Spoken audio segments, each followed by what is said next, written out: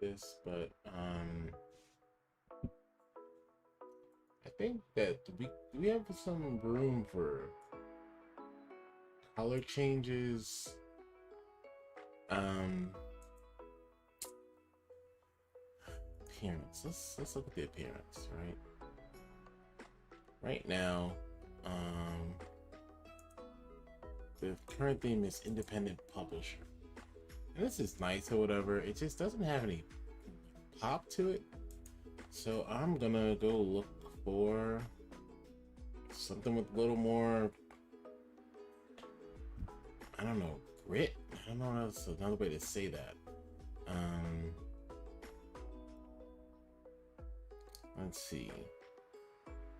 Now, I'm assuming these are all free, but at the same time, I don't want to assume they're all free. Is there a way I can search themes? Let's see, info. So this is really a place just to read articles. It seems like that's fine, which I don't mind. I guess in my opinion, I would want something where it's for article reading, and at the same time, I can like post things to my Instagram, post, cool things. Not so much related to like things I'm doing during the daily, like every day. So let's see. I think I had this theme before.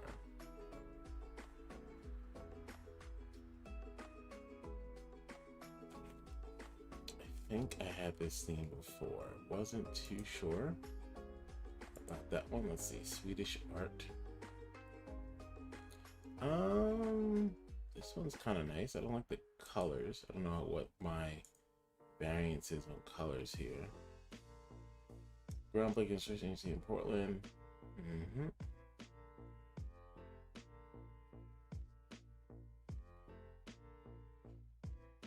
Bum, bum.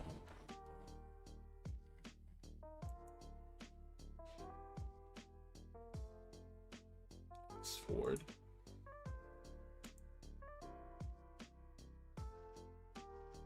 Explore the world, discover.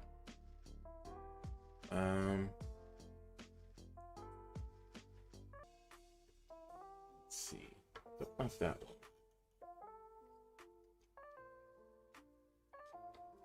one? Oof. Need the drink of water.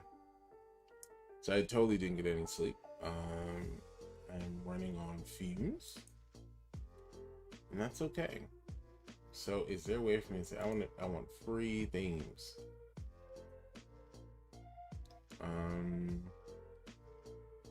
Bum, bum, bum, bum. Lodestar. Trendy. Okay, maybe not this one. I like it though. That's one on my list. Libra. I like this one. It seems really yeah,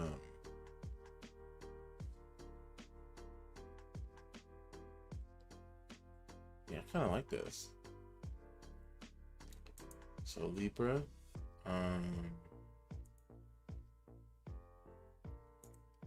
let's see, Short It, business online presence. Although its main purpose is business, Short It is a great personal blog theme too.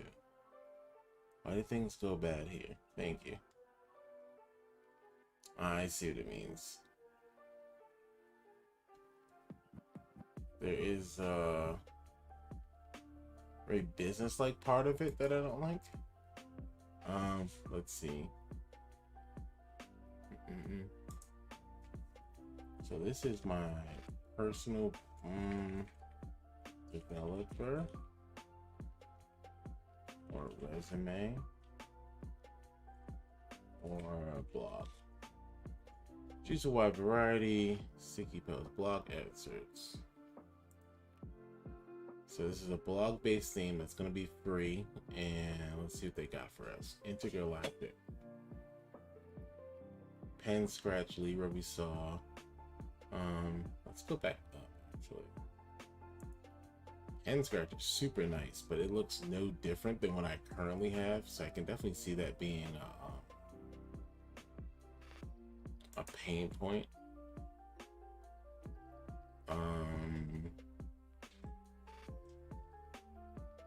Illustrator. Illustrator is a free minimalistic portfolio theme that allows designers, photographers, and artists. Yeah, this definitely looks like something my wife would use. Let's see.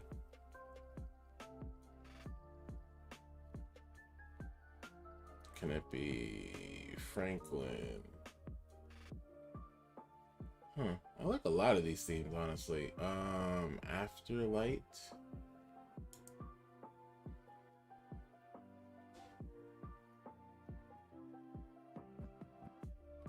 I like this one. I like this one a lot, actually. All right, let's install this theme. And I guess I gotta take a good photo to put behind here, which I think I have one that I can use. All right, let's see.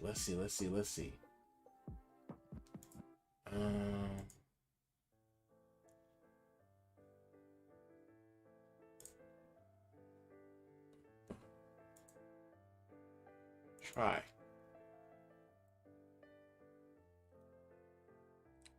Oh, see, this ain't bad. I kind of like this. And at the top, is there a search? Add new image.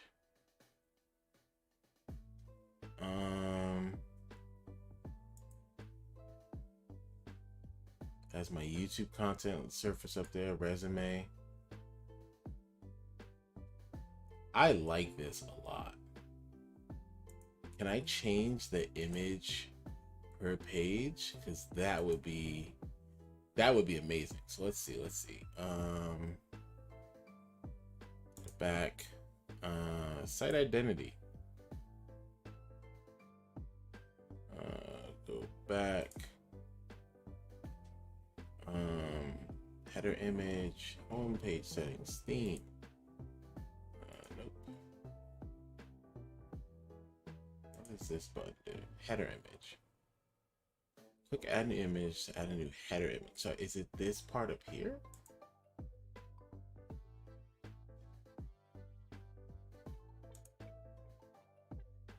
Ah, hide image.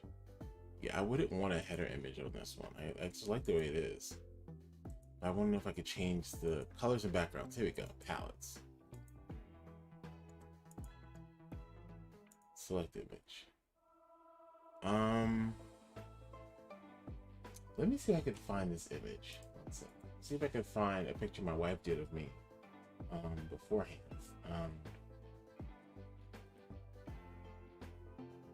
Let's see.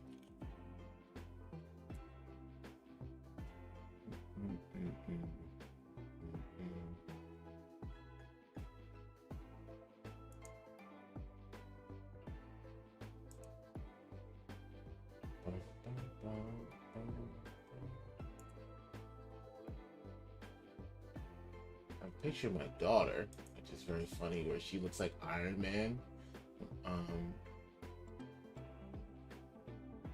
Trying to think, where else would I have gotten this image? Let's see.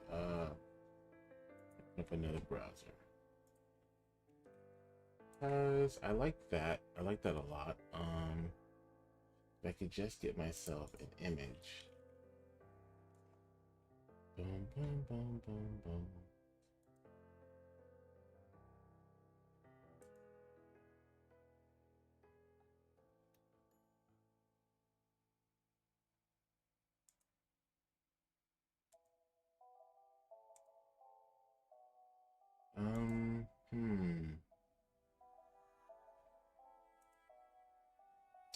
Okay, so the image is not there.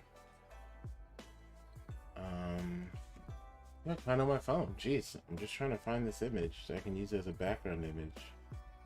And it's one of the original photos my wife took of me.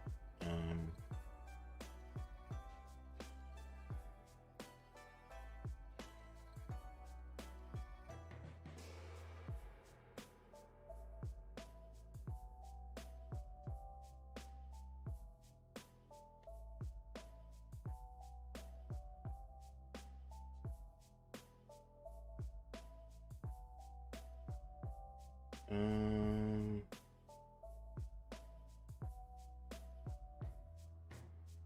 let's see. Edit? Nope, can't get that image either. Jeez. Alright, where can I find this? Trying to think of where else I could have gotten this image from. That would make the most sense.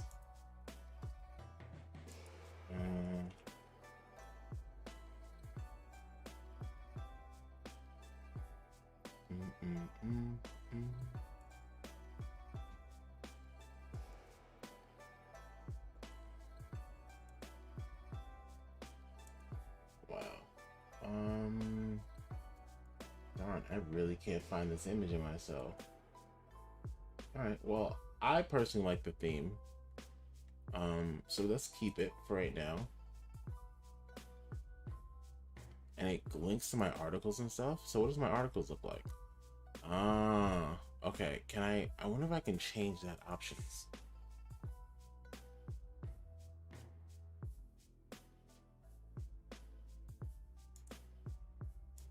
Oh, the patterns are very ugly.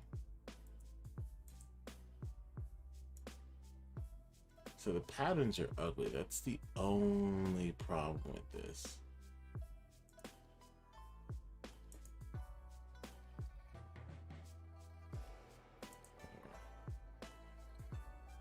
Can I see it on this?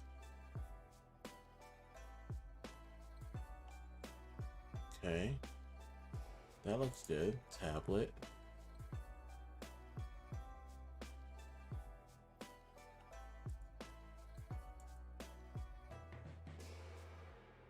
And then PC is like that. And on here, it will lead to my Instagram and stuff like that. Okay, so I'm gonna close this, but I like it. I like it a lot. It's close to what I want. Logical consistency for your content.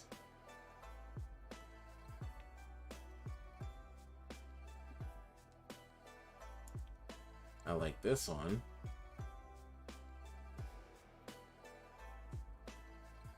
Let's see, can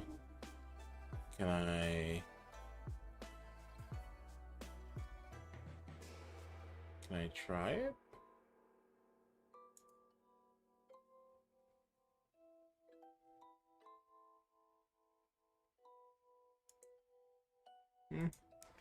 Tried it, don't like it as much as I thought I did.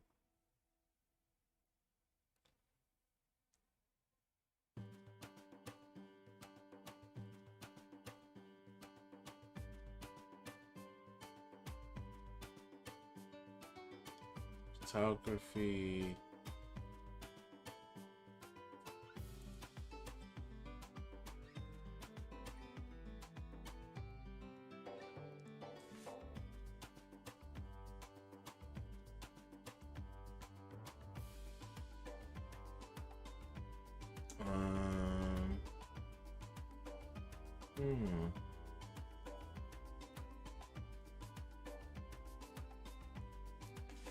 I don't mind the sequential one, that's not bad.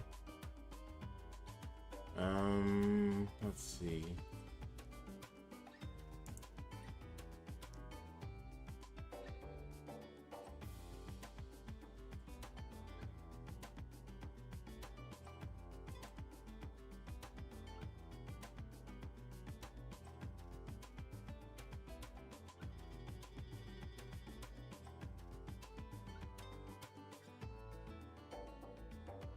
Lovecraft.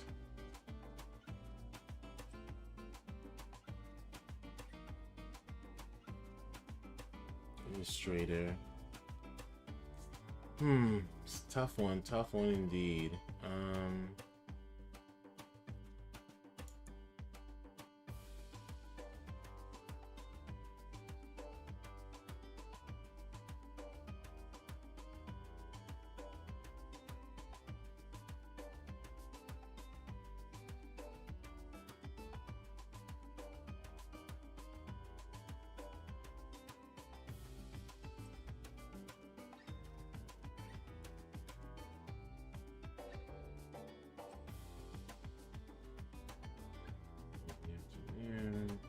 down. Try and customize. Let's see what this looks like.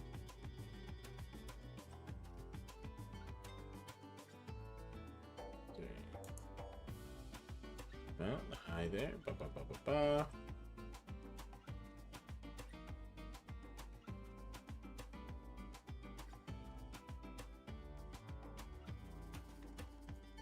Yeah, this doesn't look too bad. It's just I don't like it.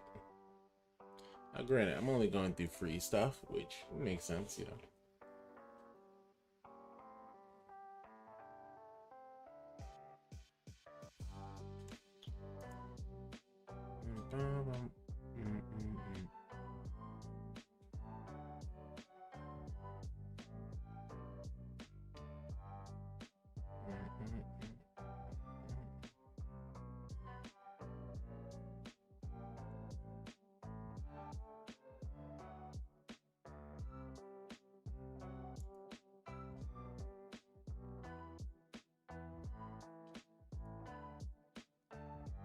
Let's see.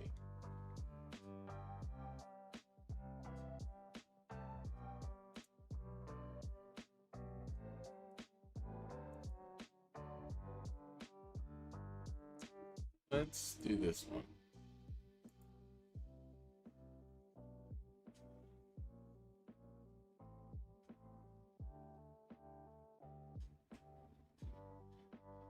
And then when I go to a different page, it's the same one. Can I change the image on this one to this one? And if I go home, it's the same no matter what.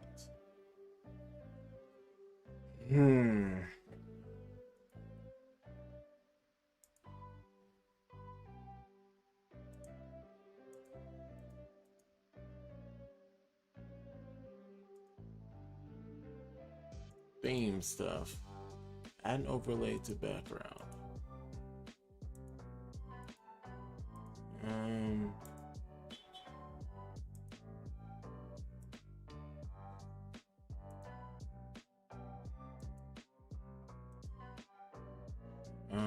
AMP?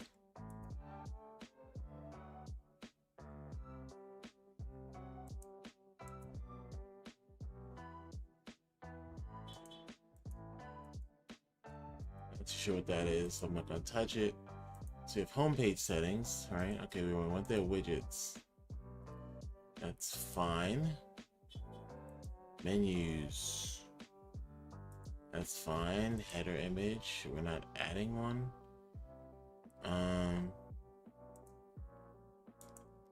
Fonts. That's fine. Colors and backgrounds. And if I go to default.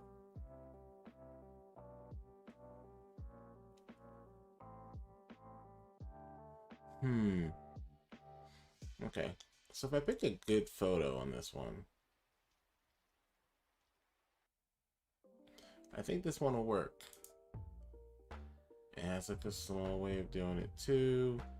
Slightly larger way.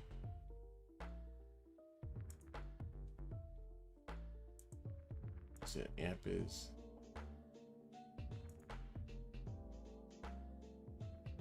What does AMP do?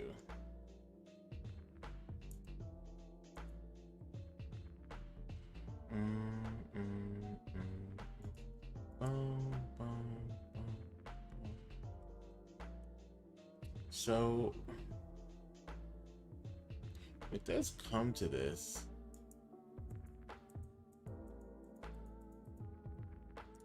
I wish I could set the background image per page.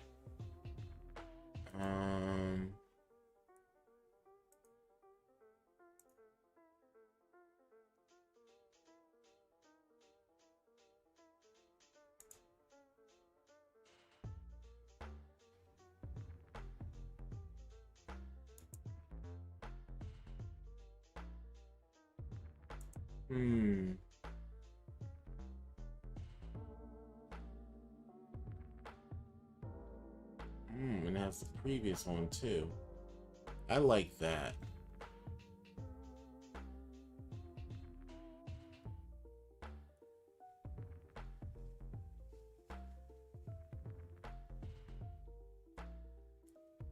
like that a lot, actually.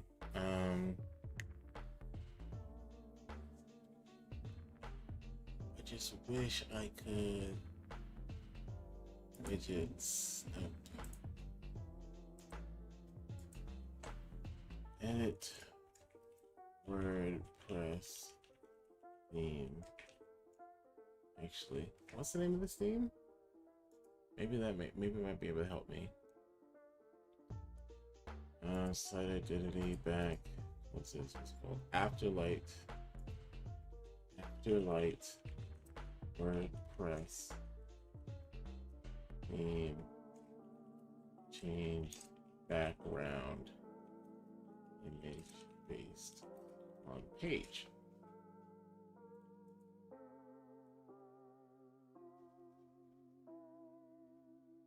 Atlas is monochromatic. Yeah, got that.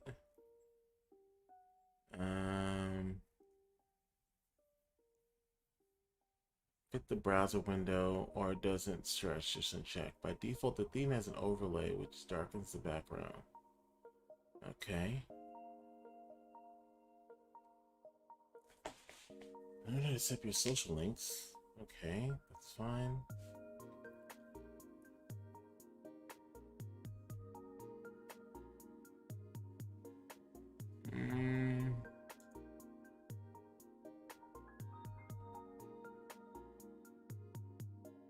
That's my only hindrance about using this theme. It's the fact that you can't change the background image based on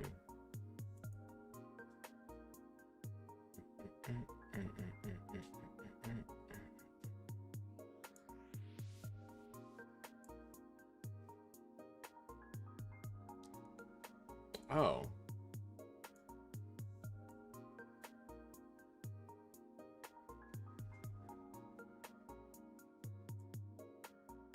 Yes, I could do that.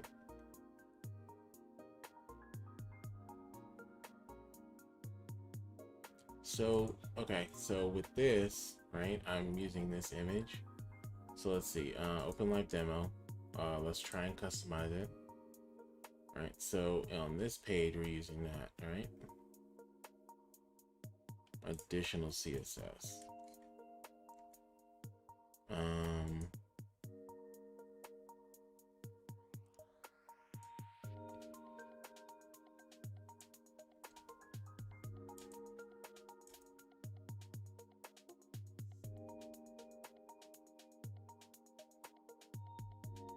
Do I use the theme's original CSS? Nope. I'm using that one preprocessor.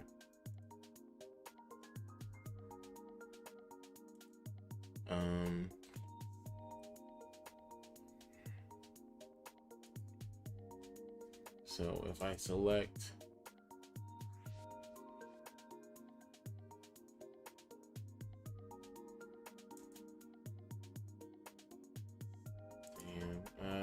body template default page ID,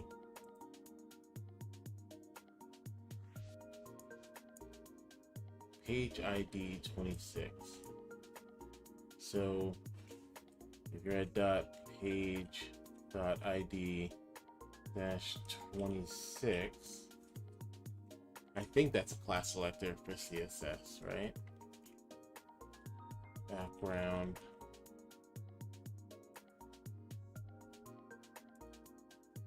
is URL.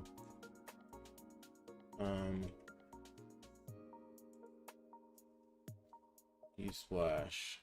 I just need some random Usplash images. Let's say it's this one.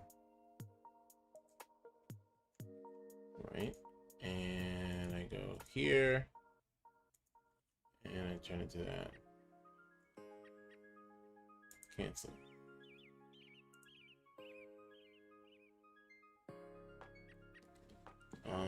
Did I do it wrong?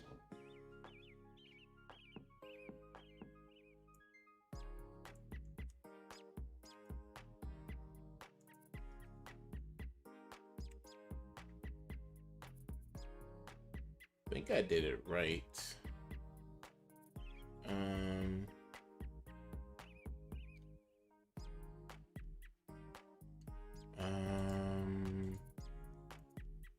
Body page ID bot before.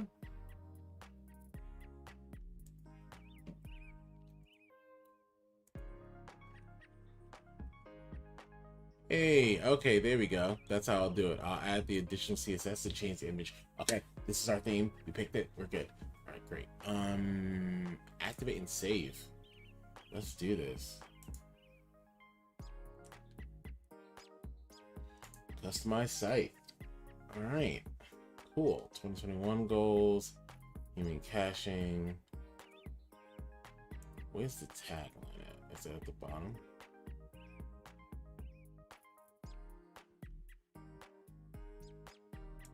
Contact. About. Resume. YouTube. Boom. Here we go.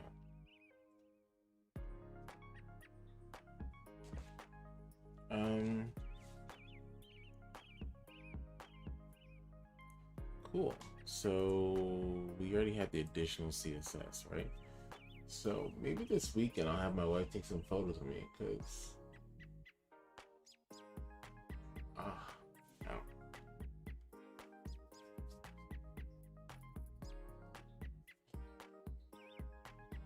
Or I could take my LinkedIn photo.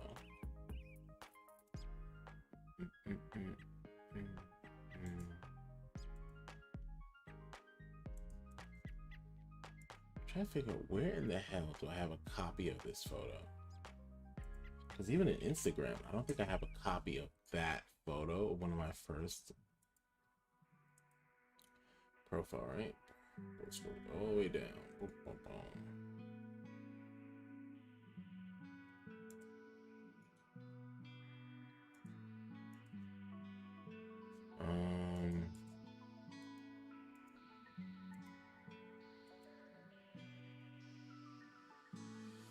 Go to post, right? And I go here. And is there a way I can inspect the element so that I can view the image?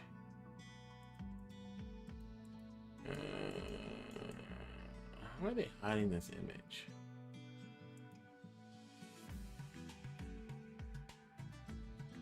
There's no image tag whatsoever.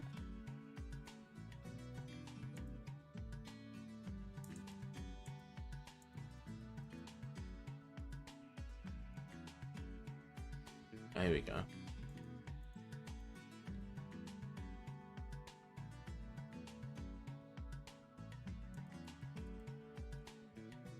It's a source set. So use the source set here.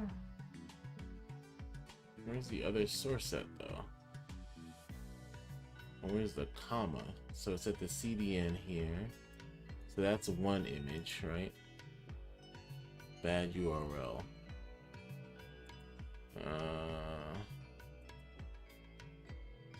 750 is this image here.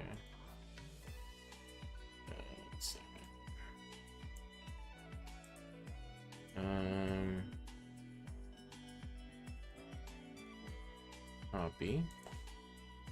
And we go to VS Code. N.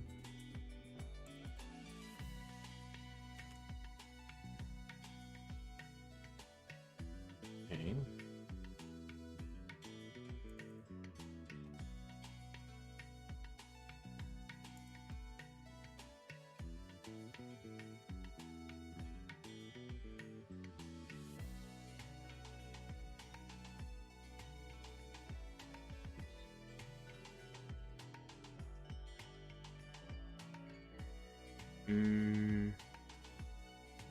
SC content CDN. Oh, so this is Instagram CDN.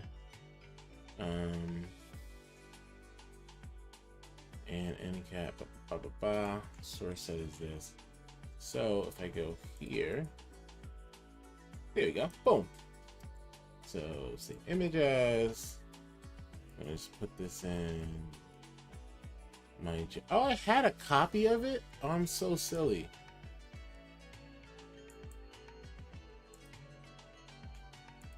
I'm so silly. I had a picture of it this whole time. Alright, cool. Whatever. Colors and background. Select image. Let's start uploading some images. Upload files. Select files. I'll upload two. I'll upload this one. And I'll upload this one. Oh, this one and this one.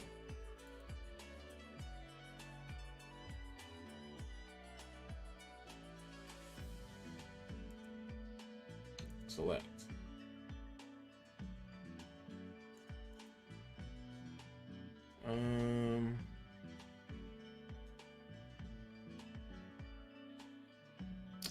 I would like it if it was a little extended. Showing like if I was more zoomed out. Let me try the other CDN images and see what happens, right? So that's the, let's try the 640 one. I want to see, I'm just curious what this looks like. Open. Save image as, let's just save it there, right? So I'm gonna open this under select image, upload files, select files. I'm going to upload this one because this is the latest one, and this is of a different aspect ratio, right?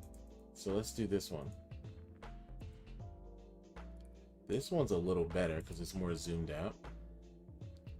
So if I select this one's going to be, oh no, it's the same. So they're both scaled that way.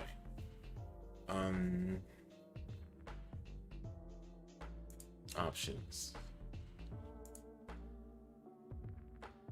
Position to the right. Can I position the image to the right?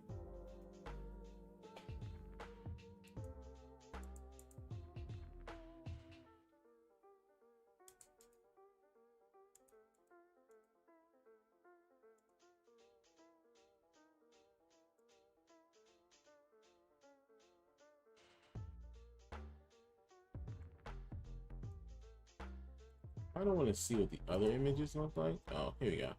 So in these aspect ratios, I'm there. But if I were to go to my about page, it's a different image naturally. Contact page, it's like that. Resume.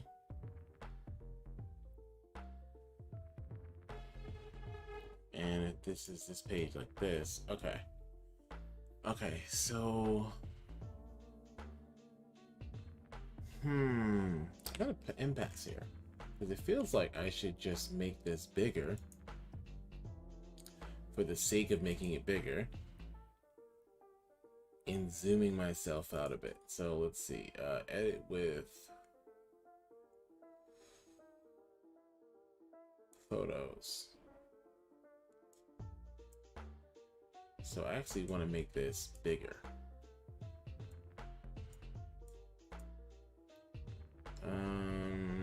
Let's straighten the aspect ratio custom.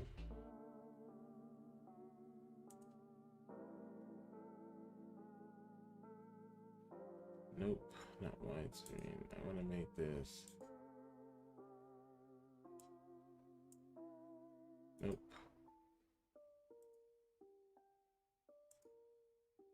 Original 10 by 8. Let me scale this. No. I don't want to use Paint 3D, but I'll use it anyway. Let's see. So what I want to do is add a shape to this, 2D shapes.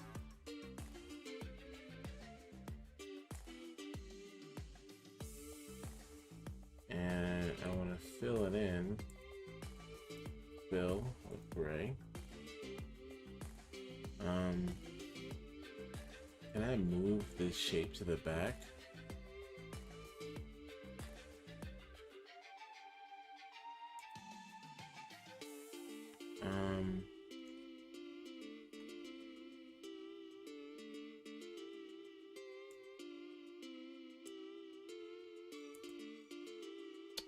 Do these shapes, right? And if I want to make a square,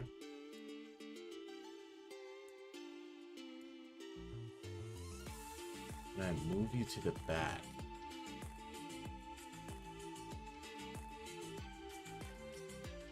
cannot. Canvas options. Can I make this bigger or wider canvas? Ah, that's what I want to do. That makes it easier. Uh-huh. Make you as big as humanly possible.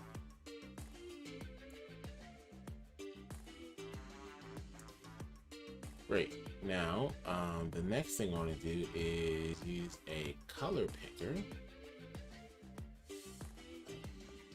Let's see. Color pickers. Not effects, stickers, 2D shapes, 2D shape brushes.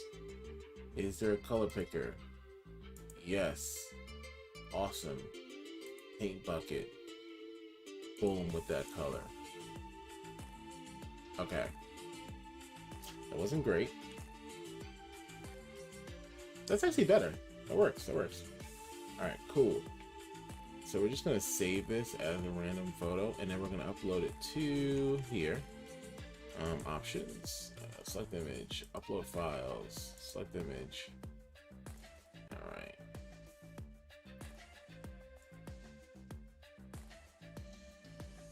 I like that. There we go.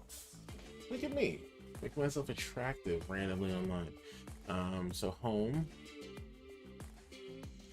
So when it comes to articles, like when I click on this, right?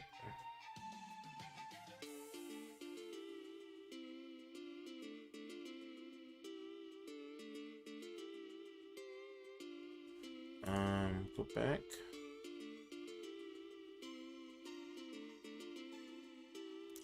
About.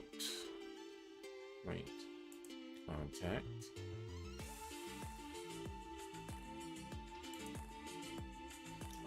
Let me go back and change the menu options and remove YouTube as, yeah.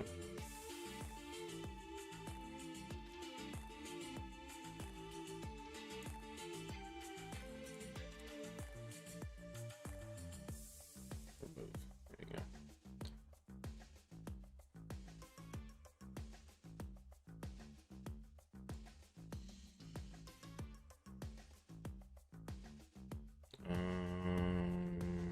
Okay.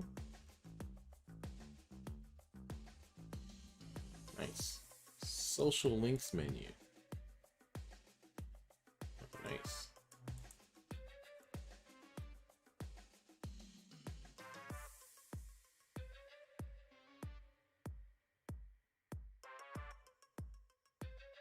Okay.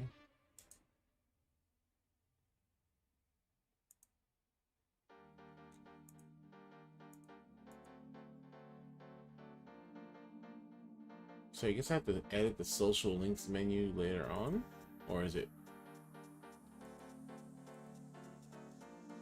this the social links menu? Yes or no? Hey, what's going on? Madsec? Am I saying that right? I don't know if I am. So, thanks for coming by, Madsec.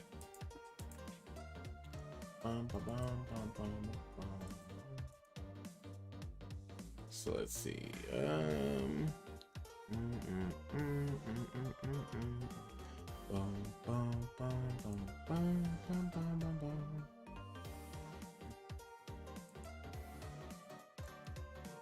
So this works for this picture here. I kind of want to move it to the right though.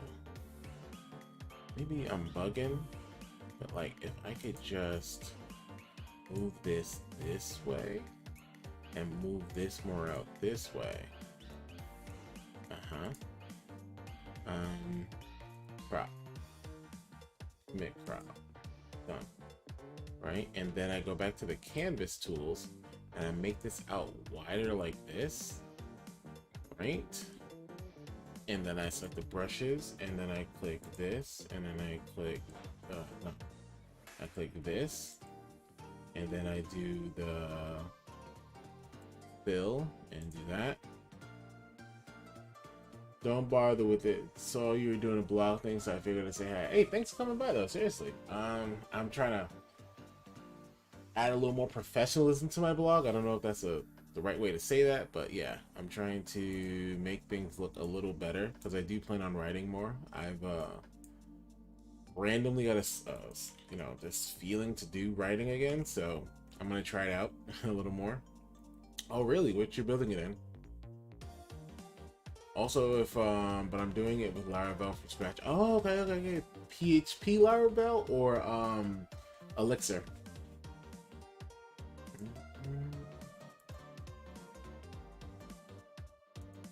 Yeah, PHP. Okay, cool. I'm currently doing a PHP contract role right now. I'm not gonna lie, it's a little rough. Uh, PHP has always been like the odd one out for me, so yeah, it's always been a little odd for me to use PHP and feel like I'm competent. Um, but it's getting there. You know what? It's funny. Everyone I talk to, they're like, "Man, PHP is so fun. What are you talking about?" And then I like get into it, and I hate it so much. I know. That's not the best thing to say, but yeah, it's weird. I get into it and I start it, and I just end up hating it, and I'm like, well, why can't I be like the cool kids, you know?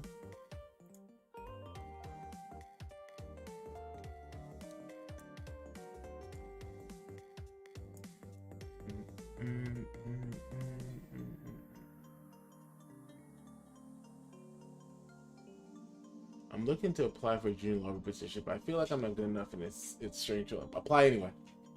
Apply anyway. Apply anyway.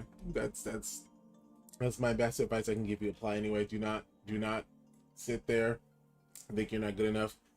Get your information that you want for Laravel, do your fun stuff or whatever, and um, that just go and apply to it. And the thing about it is, if they don't find anyone in a week, apply again. I hate to say it, but like some of these companies don't really have the option to be that picky. So keep applying. Don't ever feel like you just can't apply to a role. Sometimes it's just you take the good with the bad, and then you do it, and then that's it. That's pretty much the entirety of everything. Nice. Okay, this is better. I like this more. So when it comes to articles, right? So about I have the contact.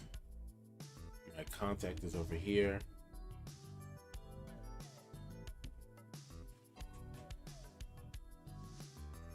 Cool. So for contact, I'm thinking about using my other Instagram image.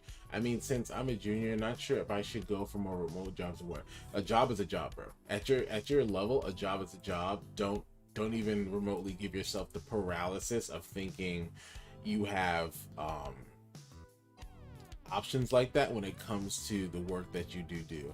I would definitely say you have you have you don't need to worry honestly all that much about it. If you want me to be honest, you really don't have much of a use case where you would need to worry about that like that. It's really not that serious.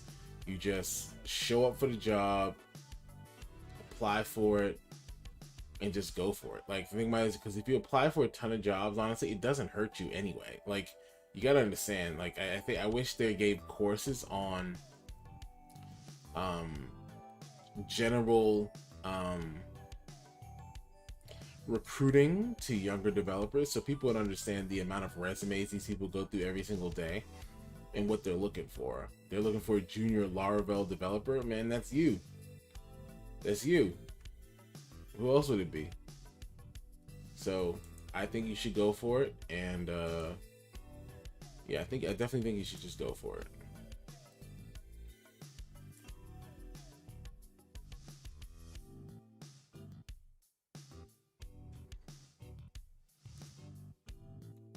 Hey, performance-driven services.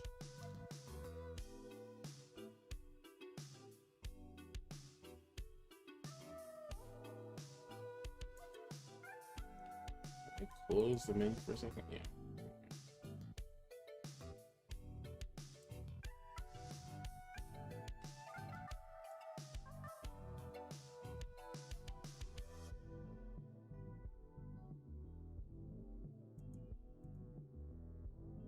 That's what I'm gonna do. Good, good, good. Don't. Yeah, I would definitely say that, especially if you're a junior developer, man. Don't. Yeah, don't, because you're gonna give yourself like paralysis by not moving, and I would just hate to see that happen. So keep it up, yo. I'm. Hey, you need somebody? I'm there. You need somebody? I'm there. Let's see, menu names.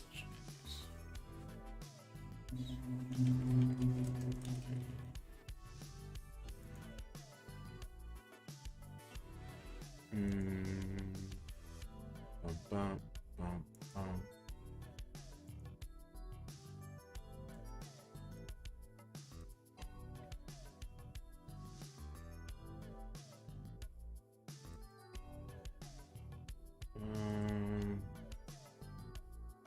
I have it linked to my Instagram and see what happens. Good. I mean, you're self-taught. Do you got any projects?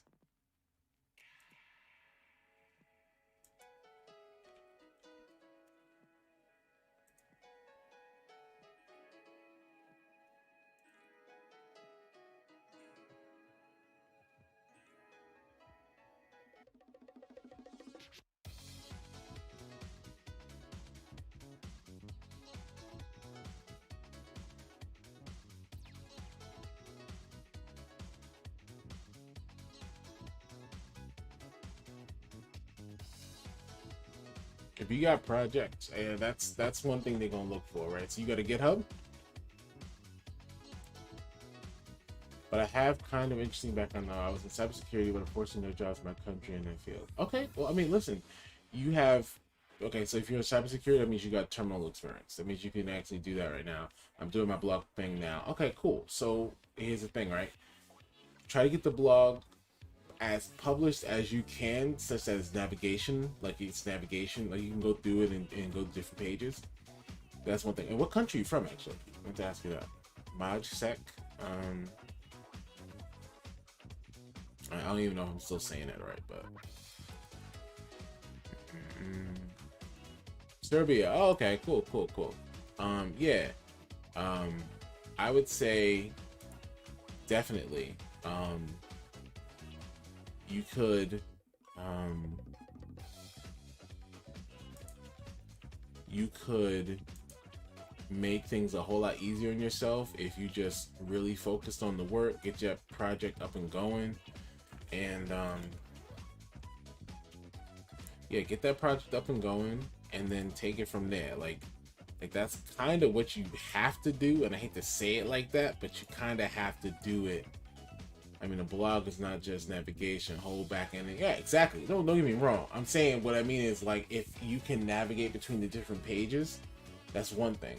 And then the second thing is, if I can navigate through the pages and there's content there, then in this content of things I know I'm talking about, it's more the lines of this person may be new to Laravel, but they know how to write about the content. If you can communicate something that you know, that puts you leagues above other people. And I think a lot of people don't realize that most of the time. It's like, doesn't Albert Einstein have a saying like that? If you can't explain it easily, then you don't understand it as well as you thought you did, or something like that. I could have swore that was a quote from him.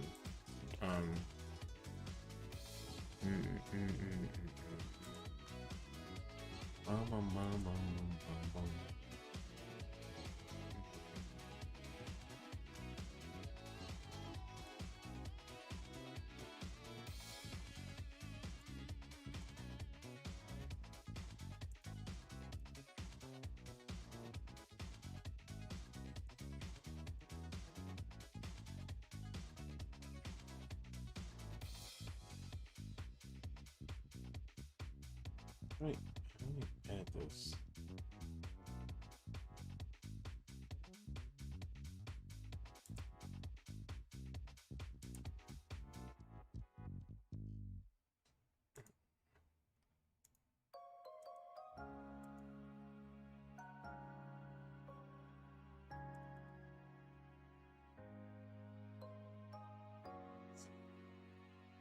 This one's not bad. So when I go to the what's the name, these are better.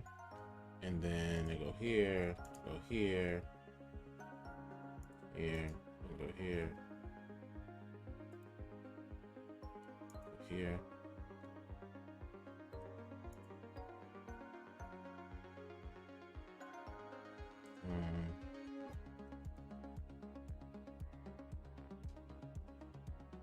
Okay.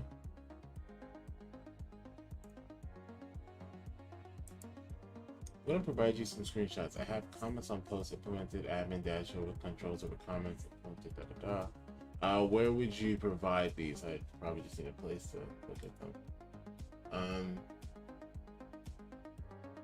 Let's see. Does my what's name? I don't think my bot is working at all. Like I think my bot's out too much. So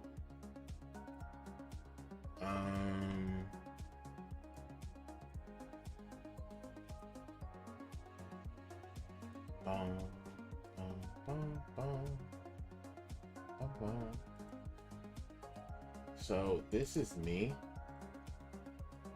I'm gonna upload somewhere. You can provide me an image, upload platform that you trust. Damn, that's a good question. I don't use image upload platforms at all. I'm trying to think. Well, that's my GitHub. If you have it in source control, Imager, I guess so. Yeah, the Imager link works that way, and you can just PM me on Twitch, and I can see what you mean. Okay. Yes, I like this image here. I like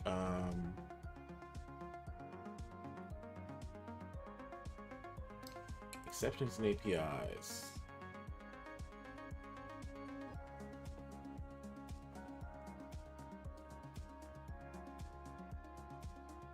It's actually one of my more popular. It's actually one of my much more popular blogs. I realized. Okay, cool. So I think that's all done. And let's move on to the writing portion. Let's see where I was at with this article. Okay, so rebuilding the wheels is okay. Being unique will paralyze you. Learning a new skill in software development often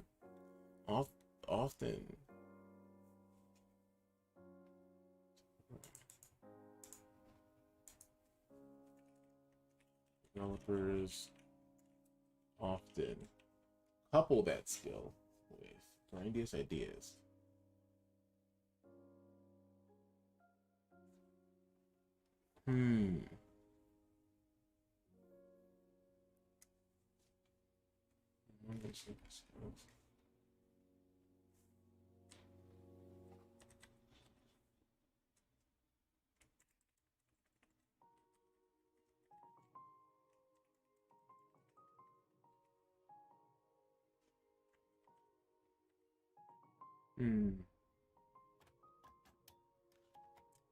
Grandiose ideas of what we can create.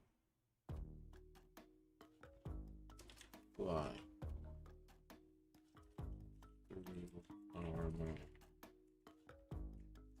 Grandiose ideas of what we can create.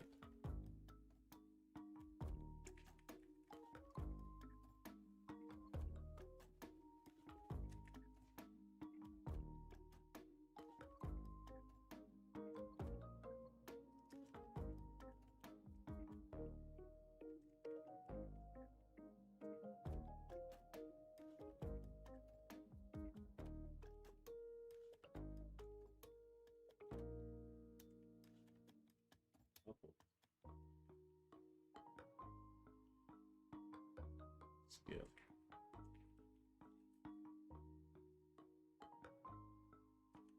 Grandiose ideas of what we can create. And the $1 million question appears: has someone done this before? The need to be unique cuts the legs off a great project idea and removes the gusto removes the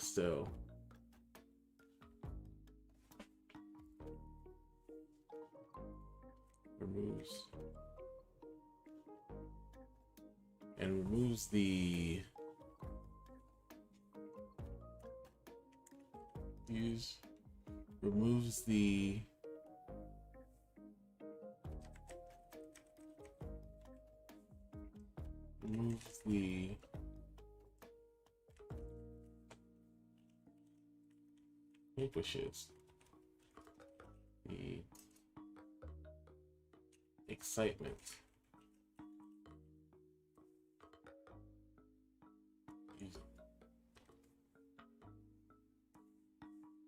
of this is pretty much main things. Not sure if I forgot. This is pretty much main things. Not sure if I forgot something. Okay, no problem. Early in my career, I feared my ideas, if they weren't unique, lacked a value and purpose. Like value and purpose. Only when I worked through that fear did I discover the journey isn't a reward. Yes, very cliche. Software products are Frankenstein's monster, not Zeus. And in software, not only is this obvious, but it's celebrated. A great example of this is Spotify. If you go to settings, scroll to the bottom, tap third-party software, you present with an array of software utilized by the biggest music streaming service in the world. And in this is apparent that software is actually patched together to make something great. Everything isn't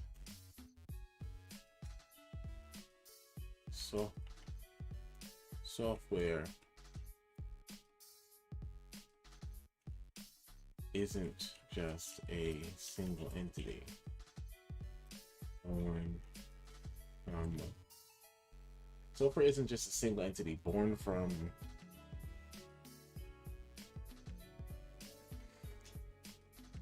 it's a single entity with inherent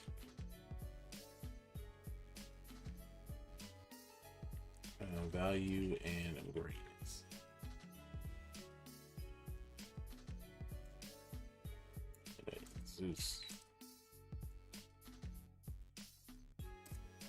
Zeus. Think about all of the software that goes into building out a REST API. If you're using any mainstream, there's still a lot of visual things I need to put it. Oh, cool. I mean, that's still great. Like, that you're still working on those. I mean, I guess I've never played with Laravel, but I'm assuming there's like a widget kind of feature in all this. Like, there's very widget-like ways of doing things. Think about all the software that goes into building a REST API. Using any mainstream frameworks, Spring, Express, JS, Ruby, on Rails,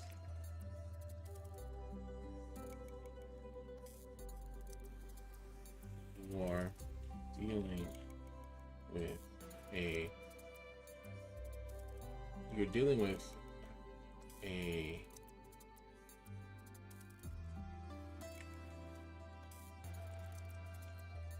reading with code decades old to achieve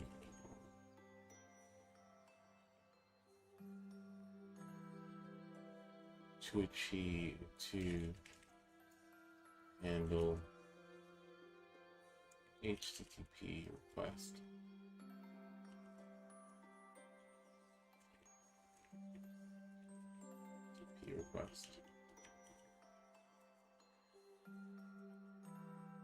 It's not really, you have some packages to work with. Okay.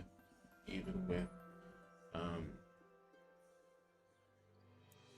these frameworks, they are just a piece of the greater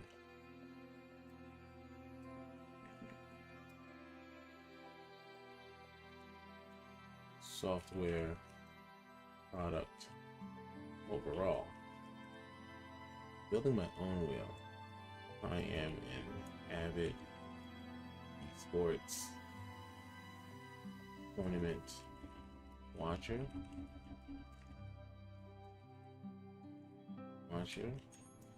Former professional gamer, competitor, and often sponsor many tournaments.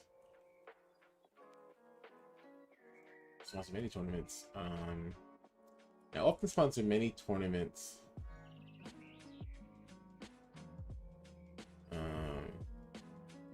Sponsor tournaments for the games I love. You can watch one of my favorites here. So I'm gonna put Bum's House here. If I can just go to Twitch. Following bum bum bum bum bum bum. Cool.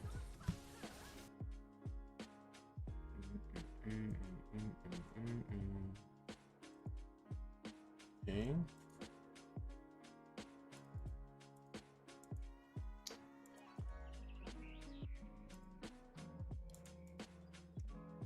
Here. The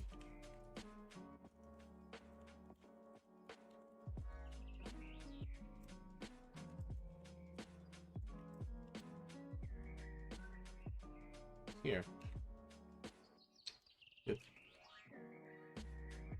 With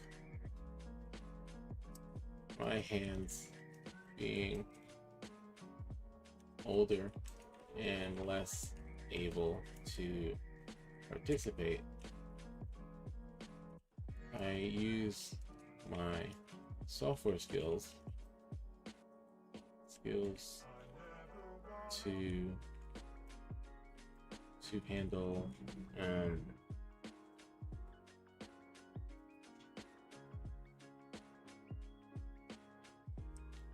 I use my software skills to contribute to the esports scene any way I can. One idea that came to mind, was to create a JavaScript, was to integrate tournament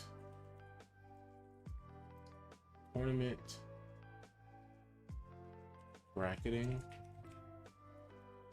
and orchestration, reporting match results,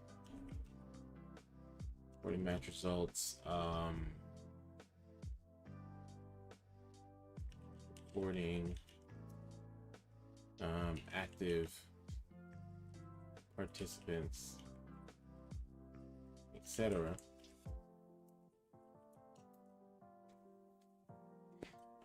So let's see, recording active participants, etc. Tournament bracketing with JavaScript. The most popular tournament orchestration website is challenge.com.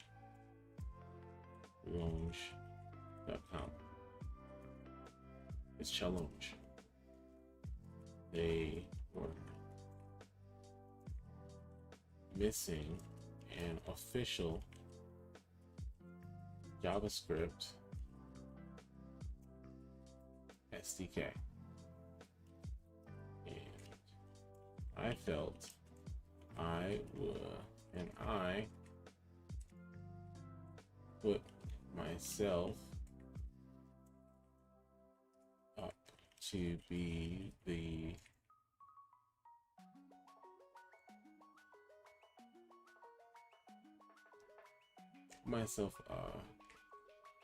and I wanted to change that. Okay, great. So it's missing an official JavaScript, and I wanted to change that.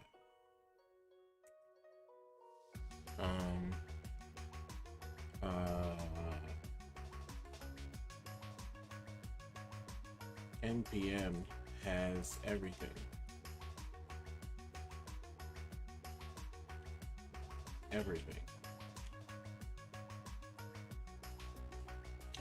So let's increase, nope, let's move this back down. Let's change the size of this to, I like it as a paragraph. I want it to be a heading, but I don't want it to be that big.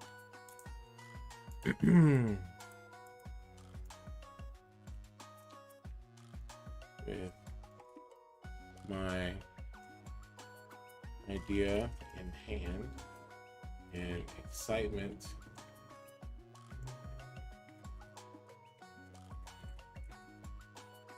same idea with my idea ready to be acted on, headed to NPM and searched anyone had done it already.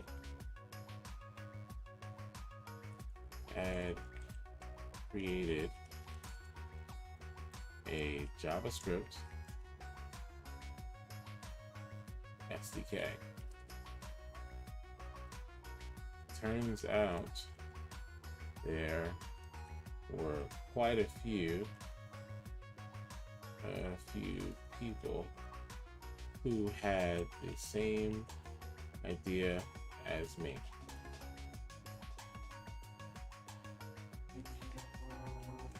Even in my seasoned time as a developer, I was discouraged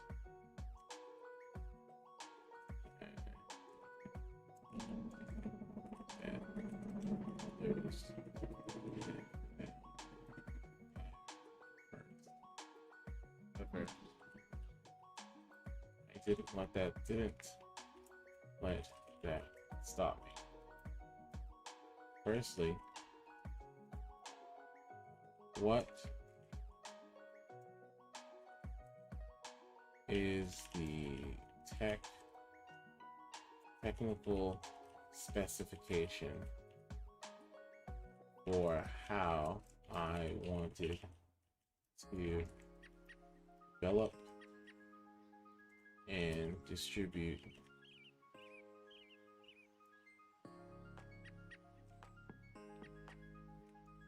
firstly, not that stop me. Thing I did. Okay, cool.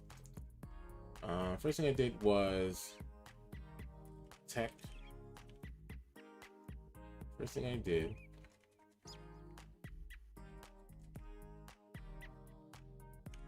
is to write down technical specifications for your package, and here is what I came up with.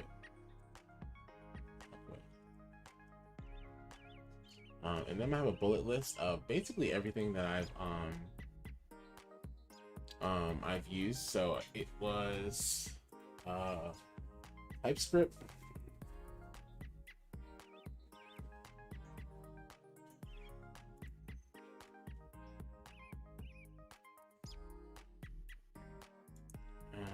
List, here you go.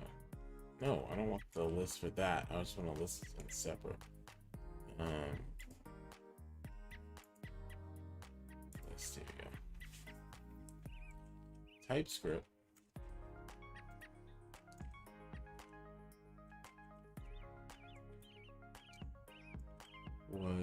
I am new to TypeScript. I'm new to this language and was interested in learning it.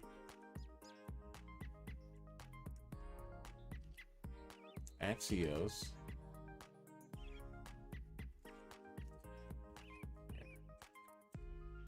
Like this instead. I'm using Axios.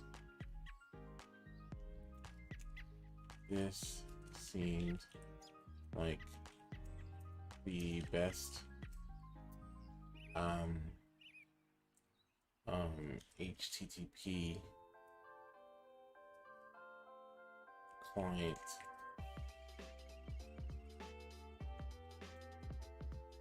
of choice for Node.js projects. GitHub Actions.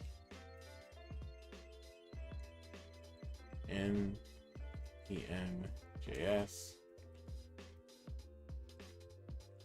Hosting my package on the largest JavaScript package repo seems like a good idea. GitHub Actions. On release of these on package updates, automating package since this project would require updates as I integrated more of the challenge API,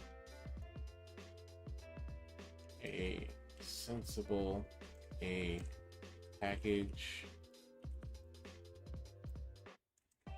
adding CI/CD around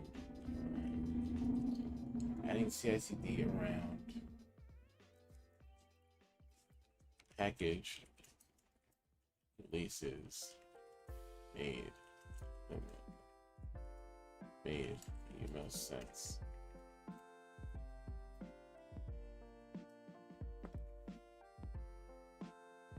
Sorry, just checking my phone real quick.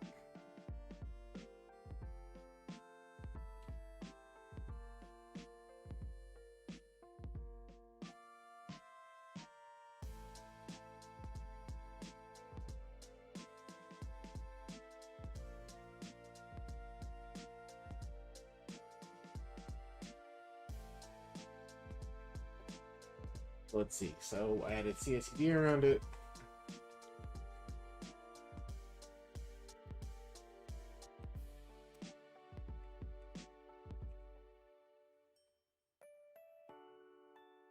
Actions, npm.js, Axios, and NYC. Is that what it's called? NYC output?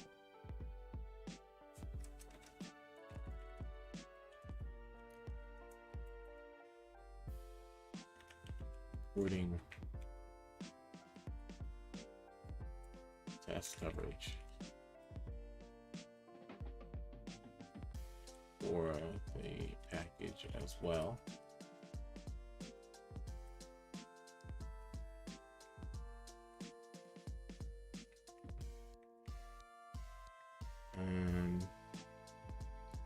NYC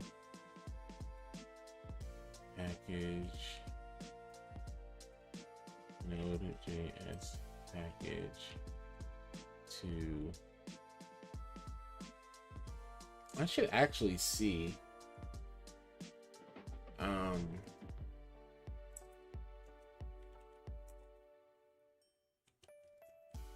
projects challenge mode. All right, cool. So what's happening here? That's the wrong thing.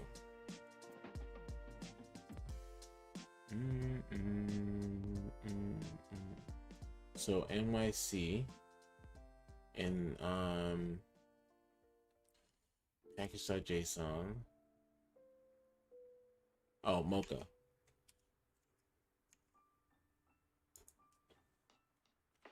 Build test metrics. Mocha Node.js package to write test. See the giant list above is all the technologies, languages, practices, languages and practices I've learned building this the SDK out. If I had given up before, because why is my E repeating with that? Someone else had done it.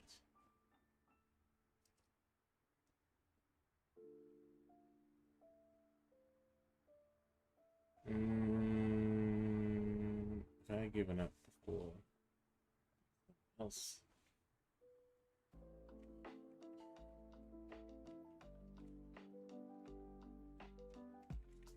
Same idea. What would have learned? They would.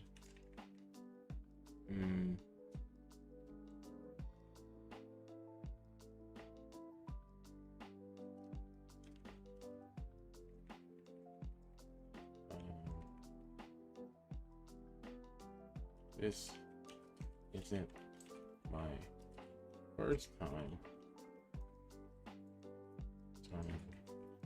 releasing open source software.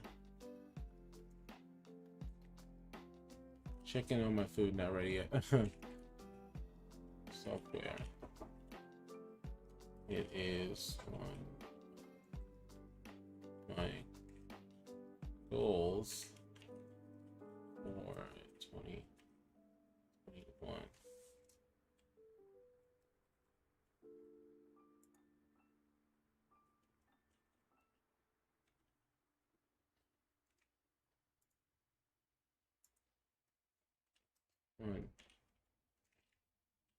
But this was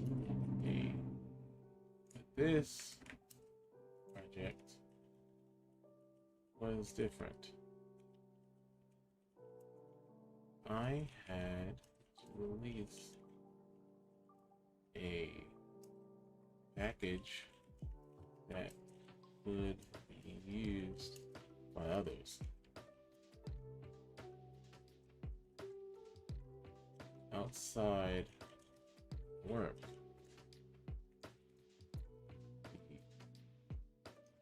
Amazing and frightening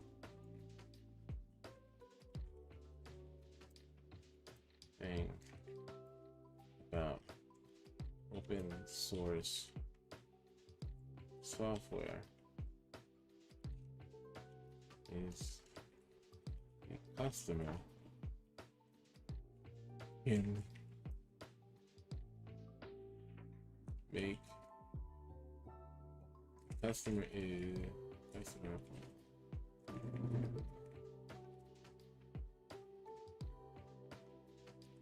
has capabilities to build your project under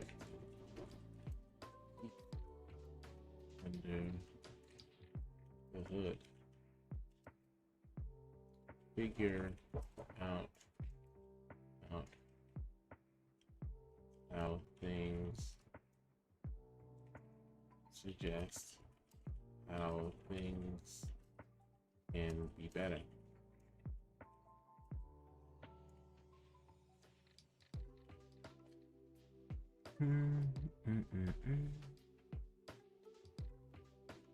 So how things can be better. Can you see my images? Did you send them on Twitch chat? I haven't seen them. Or did you send them in GitHub? Let me check.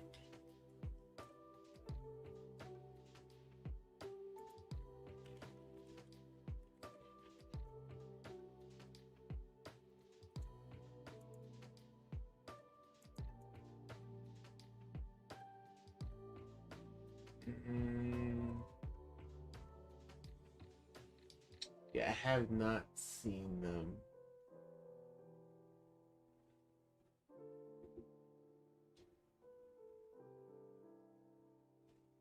Yeah, I do not see.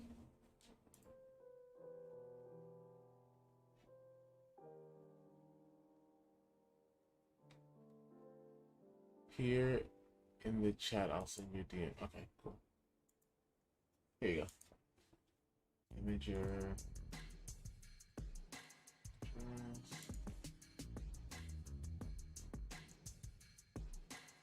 Okay, so I see. I'll bring this down.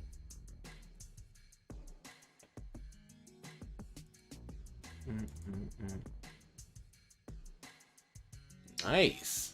I like this.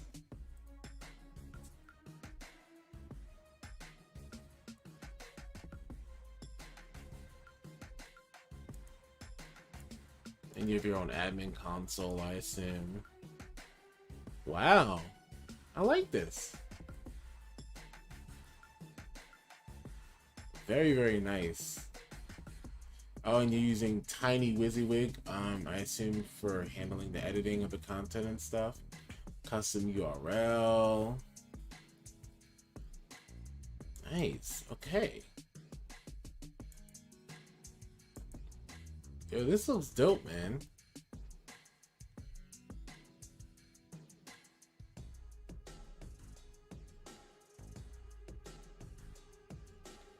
Yeah, smart type implementing editors. Tiny was a great choice. Yeah, definitely. Great job. Yeah, like listen, like something like this alone, like this is good. This is like I can build a CMS system. I know what I'm doing. Like I understand the parts of the application. I think it'll be fine. Seriously, I think it'll be fine. I would definitely put that on Git, you know, just generally speaking. And I think it'll do great, man. I like it. I like the text choice. I like the layout choice.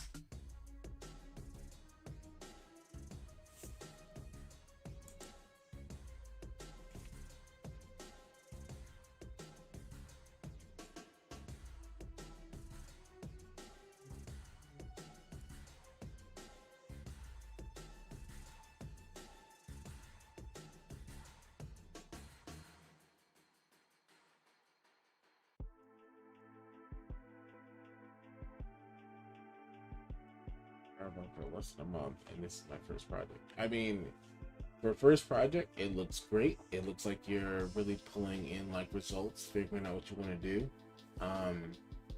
Yeah, I think you will have no issue if you show this as your first project. Like, hey, I built the CMS system for my own blog, and what's great is that you have your own blog, which tells them a lot about yourself. Honestly, you're talking about, I'm a junior developer, but I'm writing tech blogs. That goes a lot away from some. I mean, it goes a long way from me, personally speaking. I'm planning on finishing it, uploading to GitHub. That's great. That's great. I think you should upload to GitHub, and you'll be fine.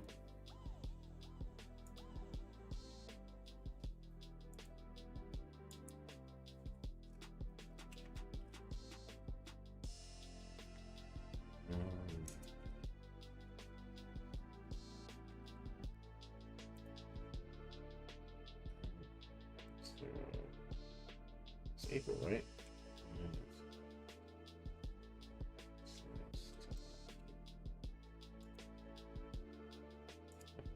Great.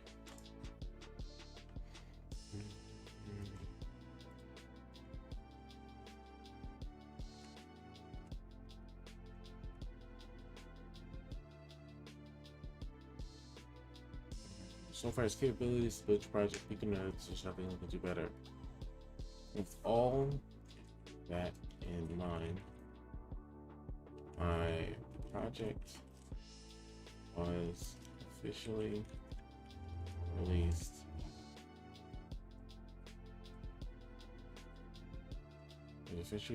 on, oh my goodness, when was my first project done?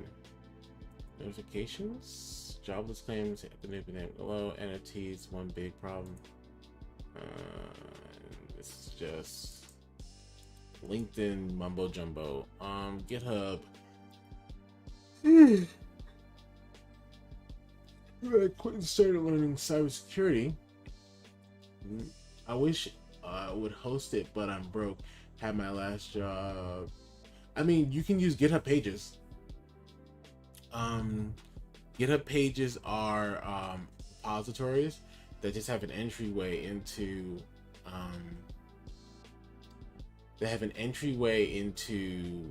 like live websites. So that's what you can do for yours, right? Because I'm assuming Laravel has some sort of.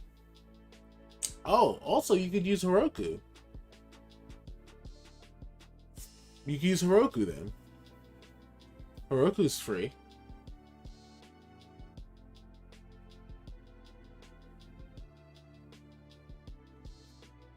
Heroku,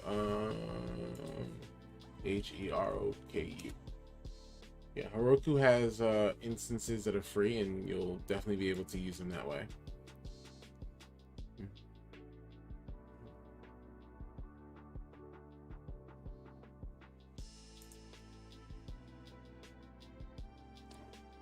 When was my first release?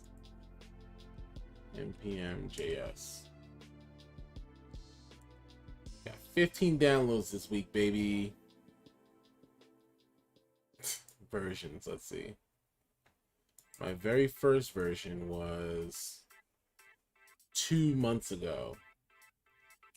They get, so once you deploy your project on Heroku, they give you a domain. It's gonna be like whatever you named your project at herokuapp.com, but it's free.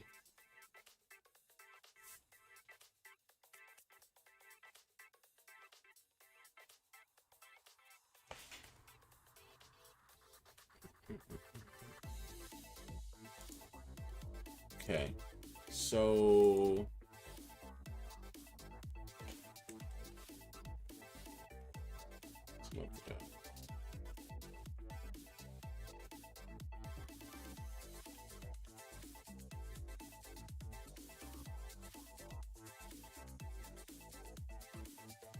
all available. Thanks for all this. I had no clue something to see. Yeah, Heroku is pretty good because it's really used in the MVP space and the proof of concept space. And also what's great about that is that if you use Heroku, you're going to get some CI/CD experience, and you're also going to get some cloud experience, because you're going to have to be able to make a cloud native application, I'm assuming, if you're using Laravel. And also, if you need a Postgres database, you can add one to your instance that they give you. for free. So yeah, that's all you have to do for that. All links to the repository and npm. Yeah, I'm saying Heroku has an ability to add on. Heroku has the ability to add on a MySQL DB for free. I can actually even show you Heroku. So this is for the app arena, right? So this is the pipeline. Let's go to development, right? So development here. So this is hosted on a free. See, look at this, $0 a month. The app is on free dynos. Let me zoom in for you. Can you see this?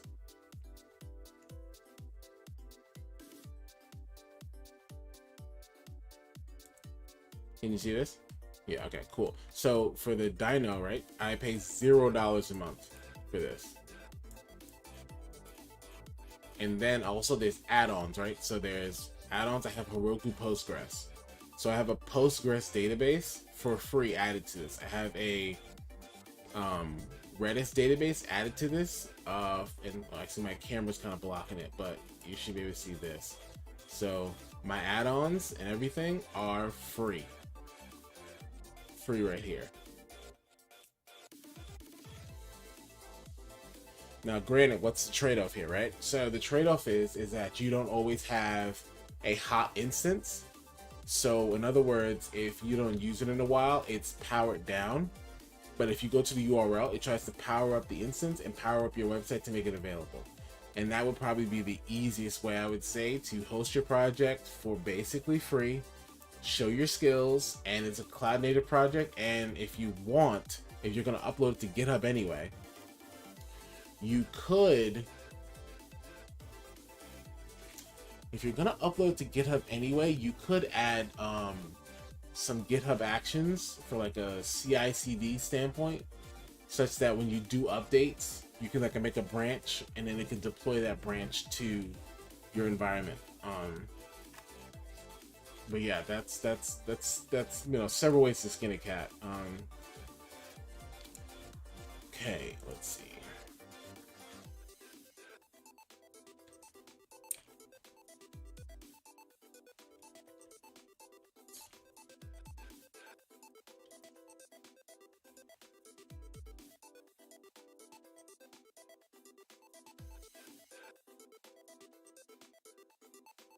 I will get more into this for sure. My food job, bro. Alright, cool, man. npm.js article. Everything my own way.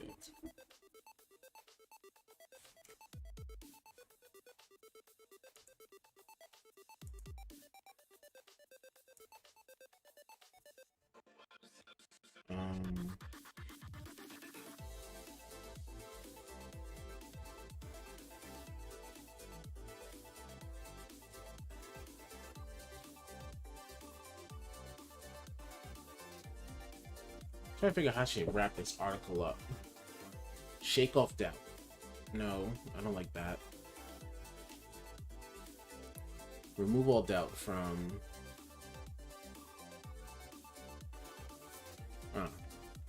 Always move forward.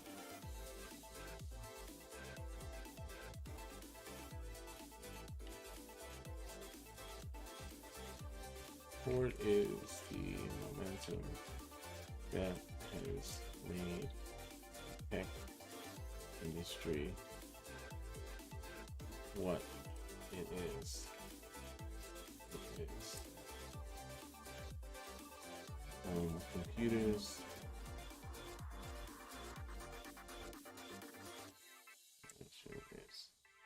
We as developers must embody this.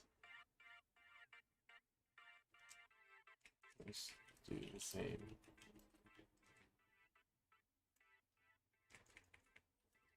Product creators. Is what it is. Developer mindset.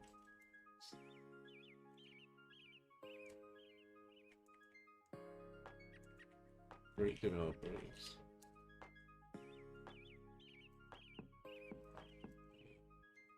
Exact same.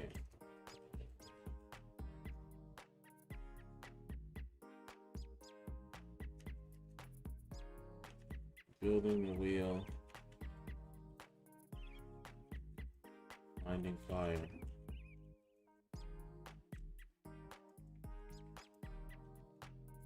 Building the wheel isn't a barrier to innovation, but isn't a barrier for innovation.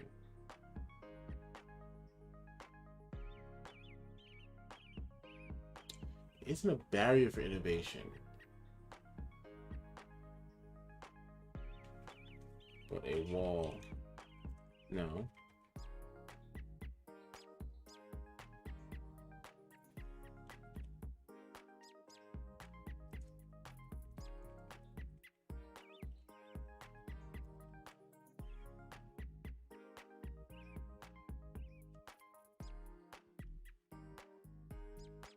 The barrier to innovation.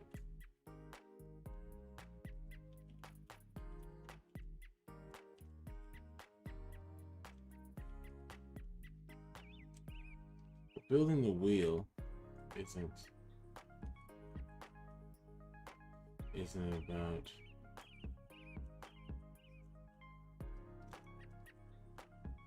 over fear.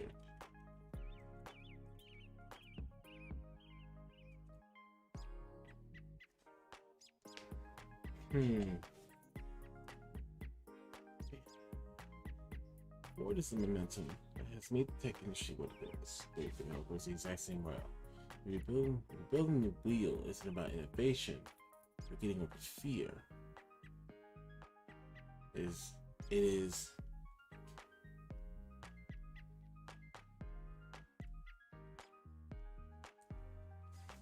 is harnessing that fear to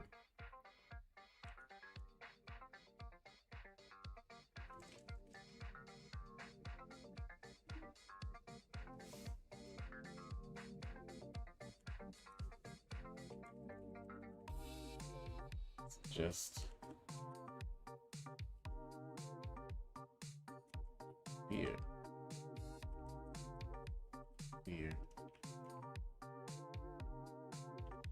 Just keep learning.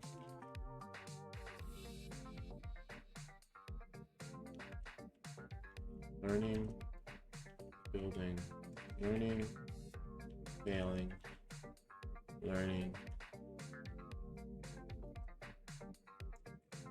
failing, learning, failing, learning, succeeding is the infinite loop. We have developers go through, build skill. Infinite loop.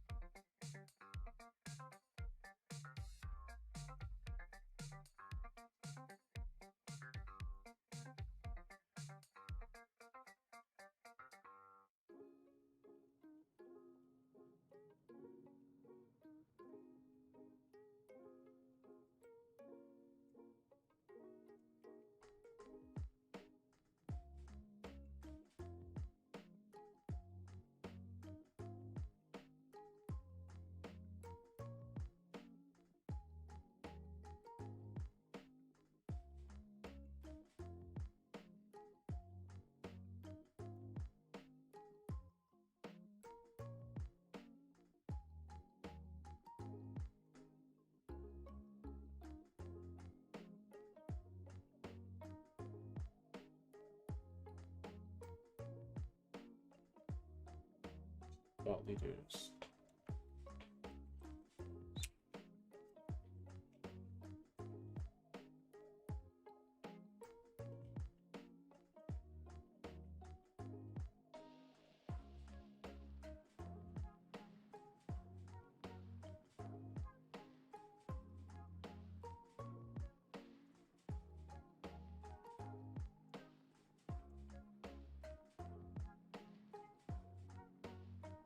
So right.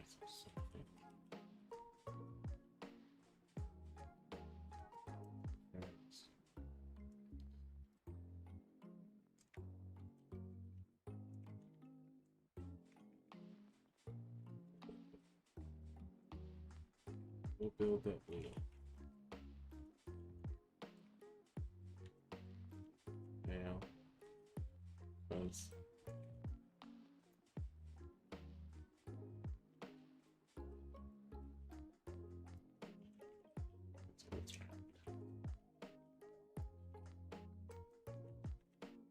all right.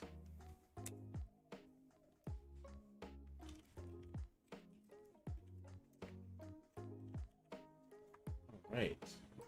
I think we're finished.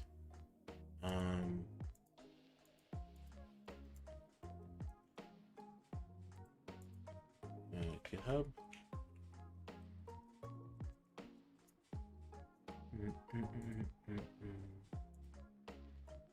Yay, GitHub.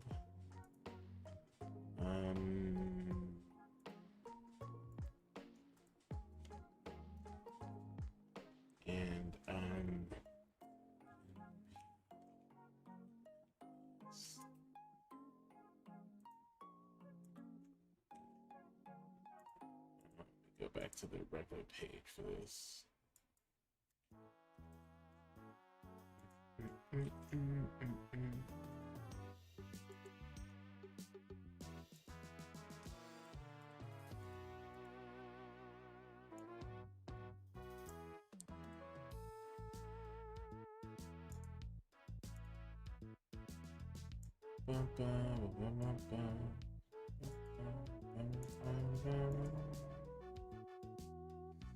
All right, so preview.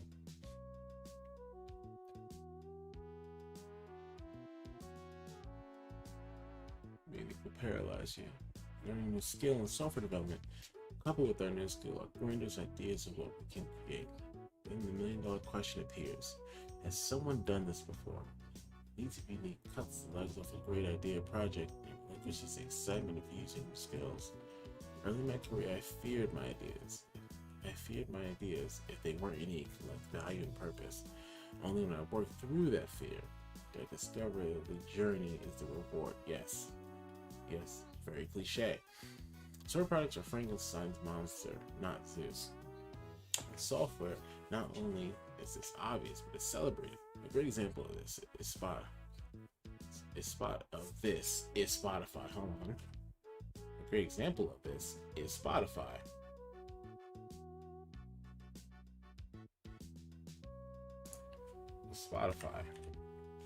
Go to settings, scroll to the bottom, tap third-party software. You will be presented with an array of open source software utilized by the biggest music streaming service in the world. It is apparent that software is patched together to make something great. Software isn't just a single entity born with inherent value and greatness, i.e. Zeus. Think about all the software that goes into building out a REST API. If you're using any mainstream frameworks, Spring, Express.js, Ruby on Rails, you're collaborating with code decades old to handle HTTP requests. Even with these frameworks, they are just a piece of a greater software product. They are just pieces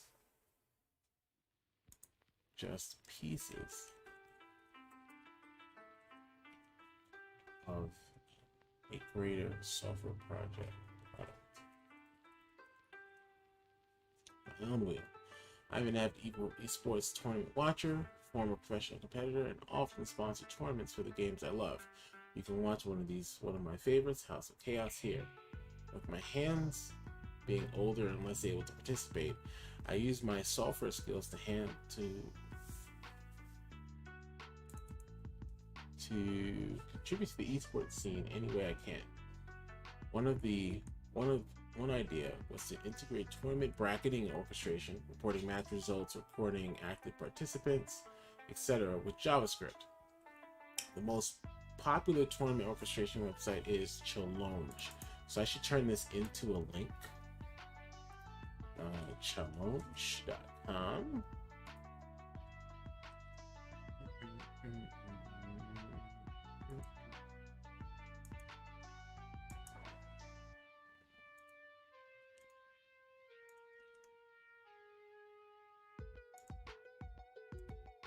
Challenge. They were missing an official JavaScript SDK, and I wanted to change that. NPM has everything. Everything. I should make this 3 ellipses instead of 4. With my idea ready to be acted on, I headed to NPM and searched if anyone had ever created a JavaScript SDK. Turns out there were quite a few people who had the same idea as me. Even in my seasoned time as a developer, I was discouraged that others had found fire first. However, I didn't let that stop me. First thing is to write down technical specifications for your package, and here's what I came up with. TypeScript. I'm new to the language and I was interested in learning it. Axios. This seemed like the best HTTP client of choice for Node.js projects. Node.js projects.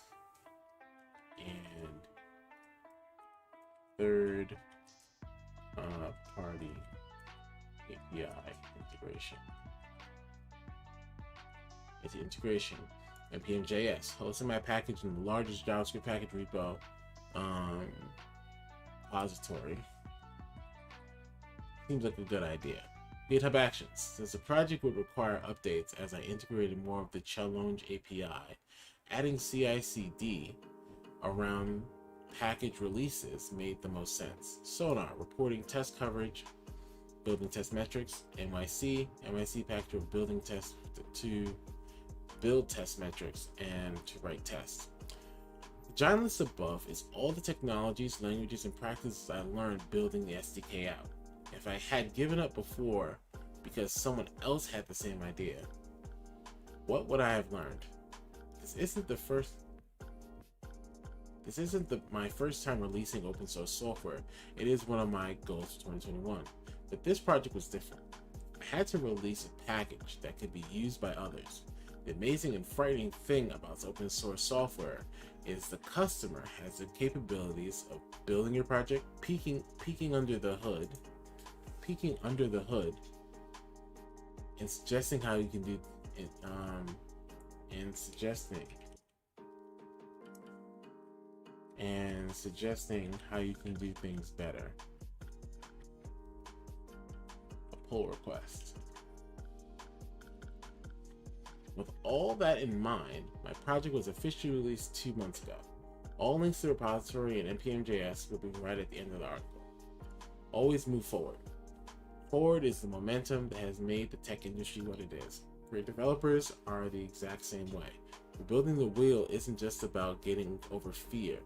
It is harnessing that fear to keep learning. Learning, failing, learning, succeeding, learning is the only infinitely great developers refuse to exit.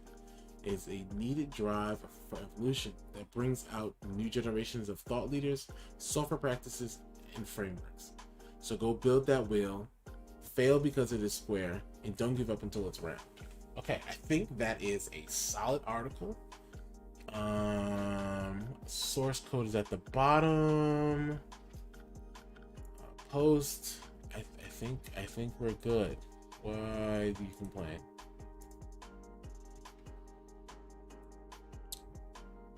Okay, esports JavaScript, Challenge JavaScript. Okay, it's not complaining about actual things.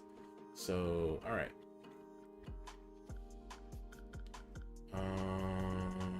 Categories. Software engineering. Permalink.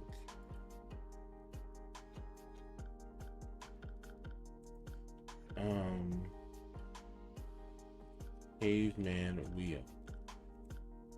Captain Caveman. Oh, let me go to Unsplash.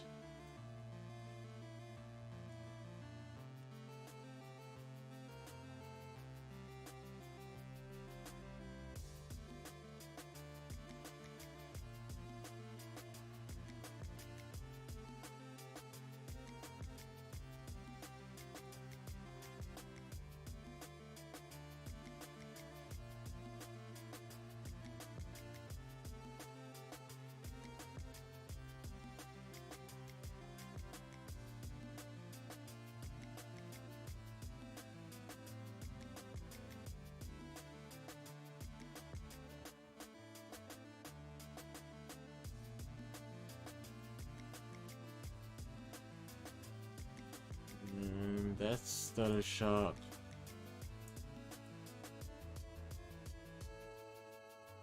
Is illustration free to use? Royalty free.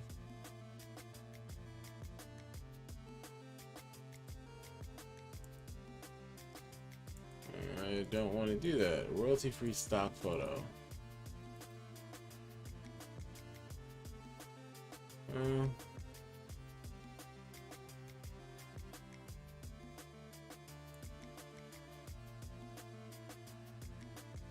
See, now it's the tough part. Finding the clip art you want to use. Want to click on the original?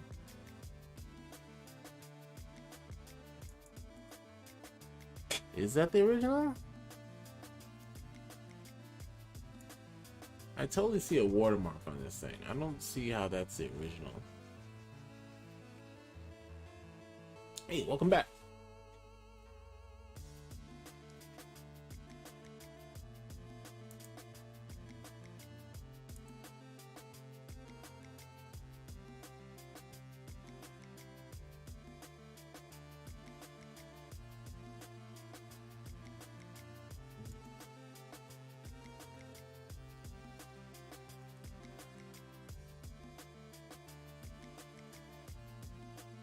Guess I should just go to...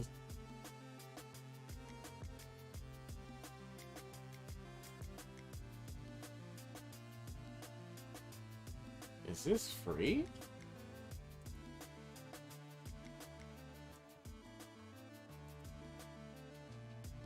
I don't want to just take someone's image. I want to make sure it's free first. Okay.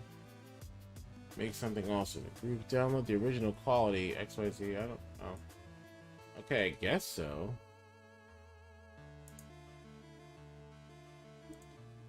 Alright, let's try it.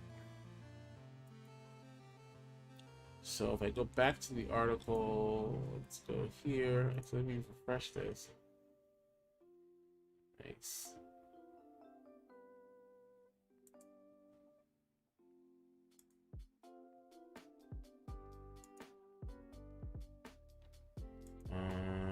Add new.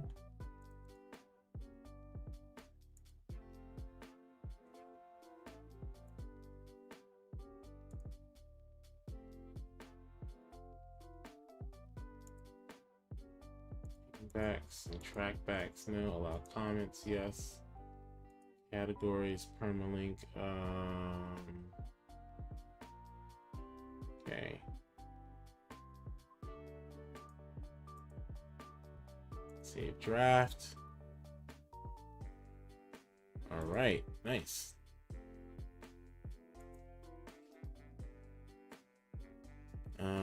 Post drafts. Publish. Wait, no. No. Unpublish. How do I unpublish this? Edit. Switch to draft. Yes. See, this is my problem. I want it to permalink.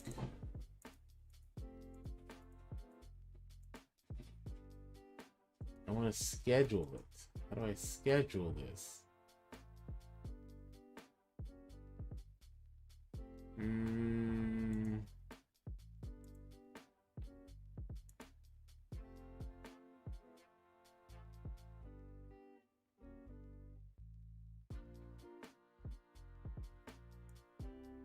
There we go. I want to schedule this to today, and I'm gonna let it publish around 11:30.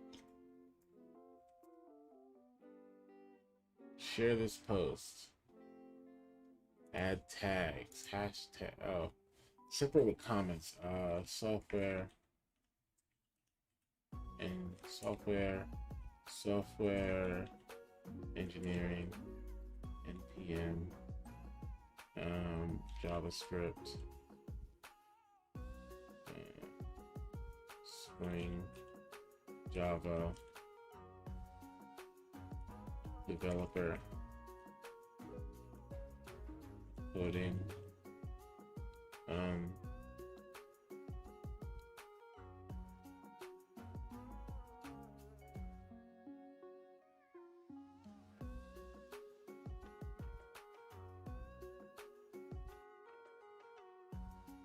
Make account. Oh, I can connect these. What is my Twitter name? I think it's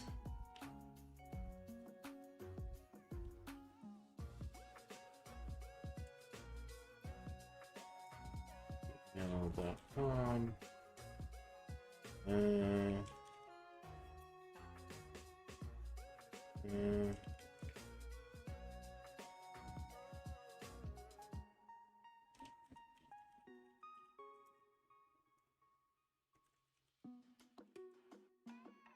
I don't remember my Twitter password.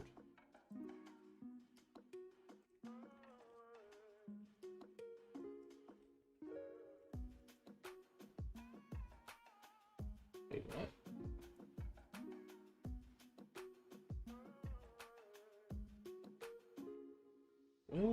Wait, I don't have. I have a Twitter account, right? That also my tweeting.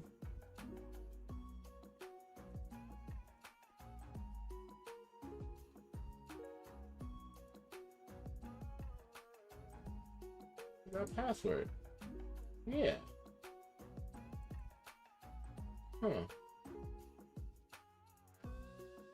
Do I have a different Twitter?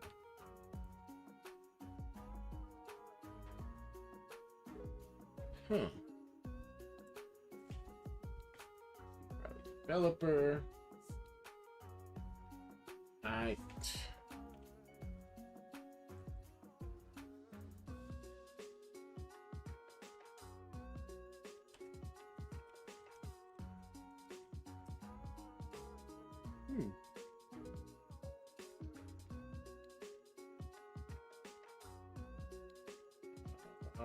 Okay, hold on. Wait, isn't my Twitter in my personal what's the name?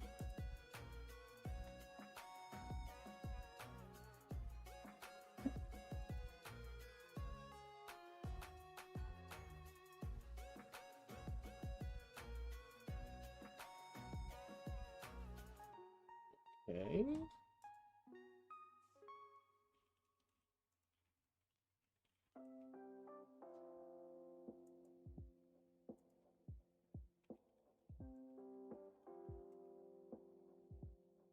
Okay.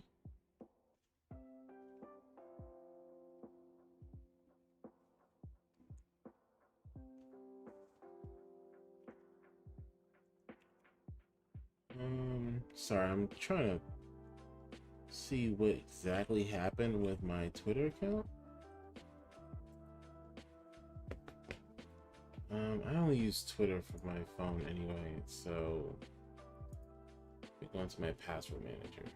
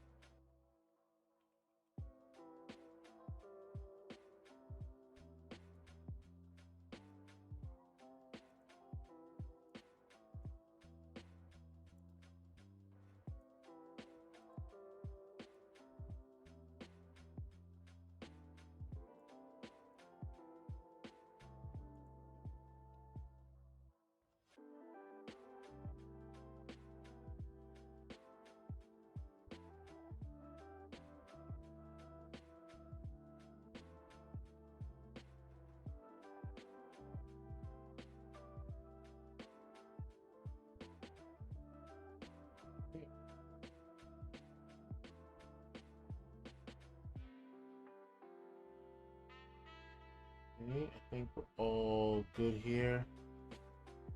Whew. Got weird, huh?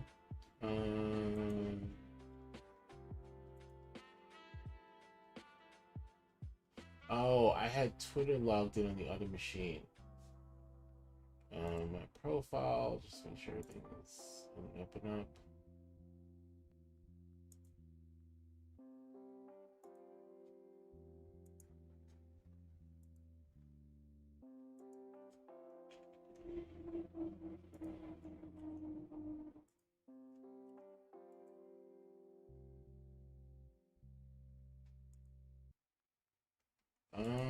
I see. That's what happened. Got it. Okay. Never mind. All right. So, I need to connect my Twitter. I connected. What else did I connect? I connected my Twitter. Let me connect my Twitter now.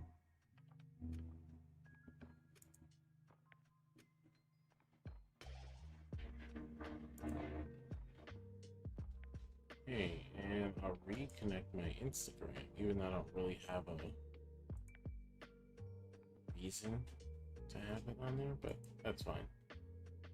All right, cool.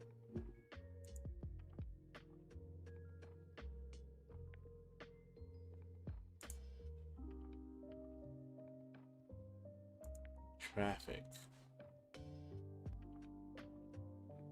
Don't really need all that. Okay, cool. So I think we're good here. Post scheduled. Okay, so now it's just more lines of the scheduled post.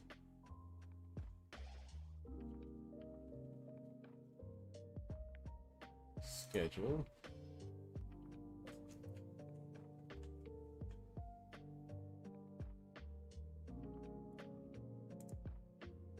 Okay. Refresh. Scheduled post. Edit.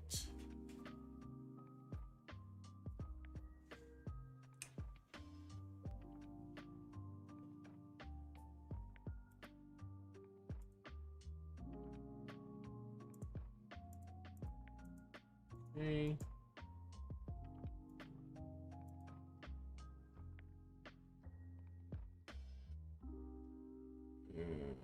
Let's see, switch to draft. Yeah, let's see something real quick. Schedule. Okay, okay.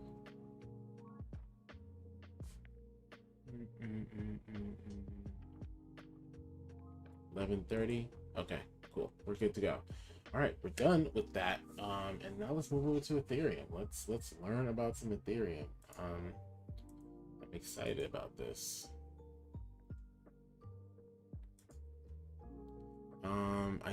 One thing I want to do is go back here. We can view post, get to appearance, themes, menus, social menu.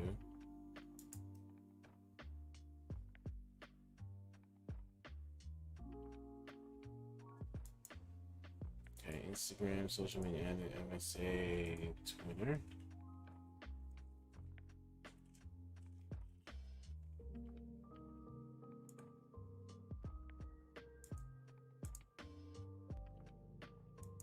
Oh. Move. Add item. Custom link.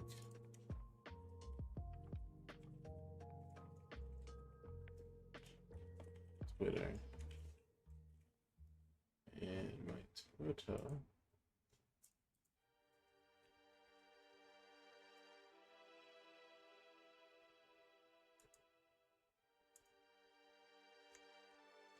It's here. Menu. To menu, Instagram, Twitter, LinkedIn. LinkedIn. Bum,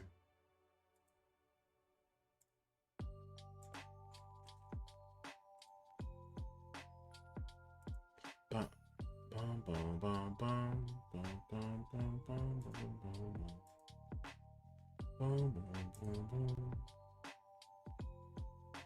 bum. Then that, and add items, and this is my GitHub.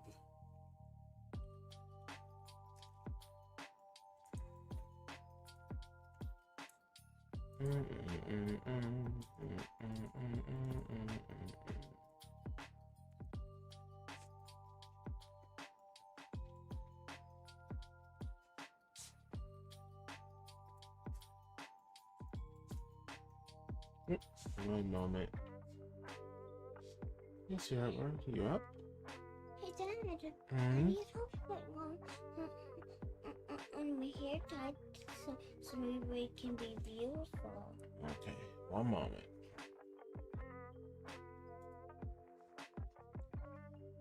Ta-da! Yep. Your help.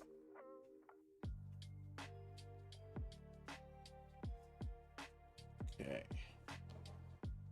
And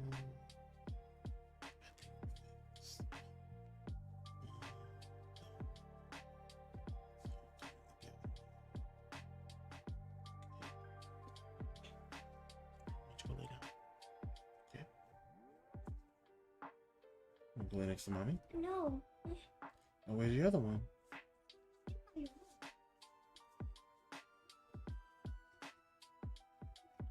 Okay. I know. I didn't realize I just did mute myself just now. But yeah, my daughter came in and she was like half asleep, half awake. So, all right.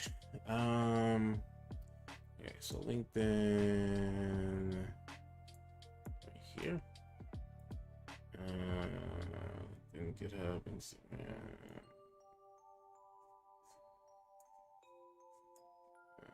Wait, do I have to move this down? Is that what this is?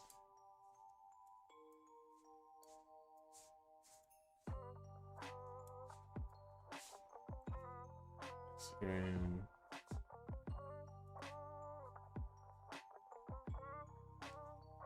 All right, so one more. Okay, and then we're gonna go lay down, okay? Because it's very, very early, right? But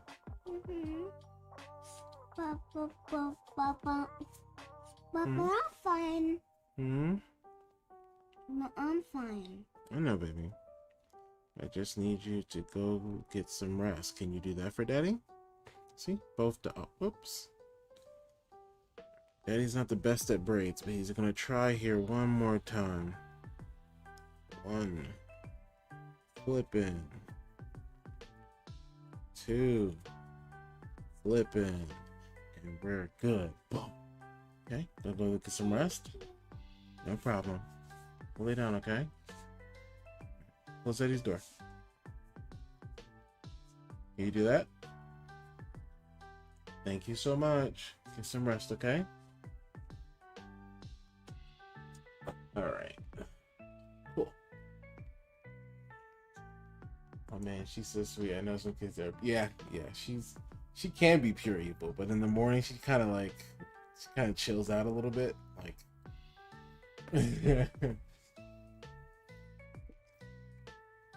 Okay. I think this is done. I don't understand the reorder. Oh, okay, here we go. Twitter.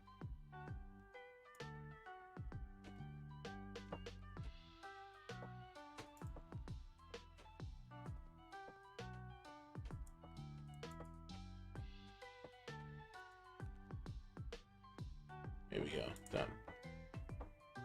Save changes.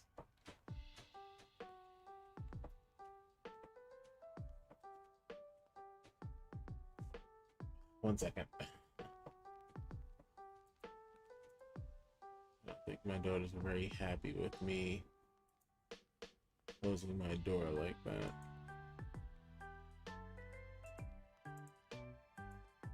Nope. There we go.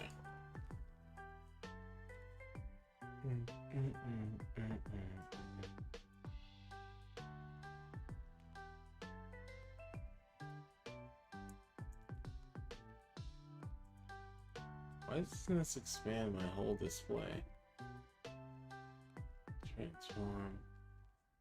Screen. Okay, there we go. I was wondering why it's like only for some reason you have two camera. Yeah, I just removed it. I don't know why I did that all of a sudden, but all right. Okay, cool. So I can close this and I can visit my site. Or can I visit it? And we'll visit site. This is what the site looks like. All its links and stuff like that. Okay, good. This is the right back scene. Oh, okay. I can definitely see that. Being the reason. I think I like my picture. I only think I like it, which is weird. I thought I would definitely like it.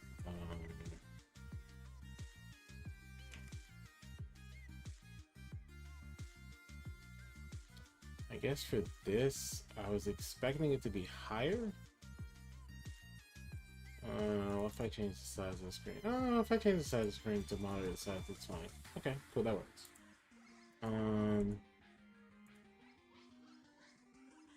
Okay, cool. Okay, done. Ethereum time. Let's switch contexts. Let's close all this stuff out. Alright. Welcome to Ethereum. Ethereum is a community-run technology empowering the cryptocurrency Ether, ETH. Thousands of decentralized applications.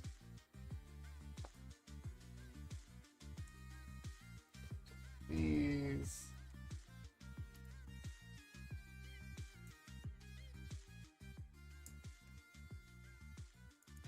See these changes. Okay, getting started. Ethereum is a potential to world Ethereum. The tech is new and ever evolving. It helps you have a guide. Okay.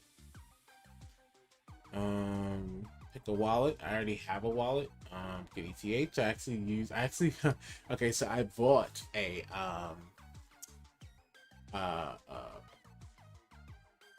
VPN. I bought service to a VPN for a year using Ethereum, and it was kind of cool. I'm not gonna lie.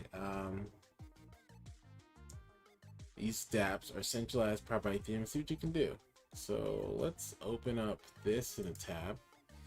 dApps are a growing movement of applications that use Ethereum to disrupt business models or invent new ones. Get some ETH, set up a wallet, ready dApp, get your dApp yourself. Dark Forest, Uniswap. Swap your tokens with ease. A community favorite that allows you to trade tokens with folks across the network. Pull together. Okay, there's a lot. Compound. Token sets, Polymarket, bet on outcomes, trade on information markets. So is this a peer-to-peer trading? Get coin grants, Zapper. Decentralized insurance template. Anyone who can use create their own insurance coverage. Nexus Mutual.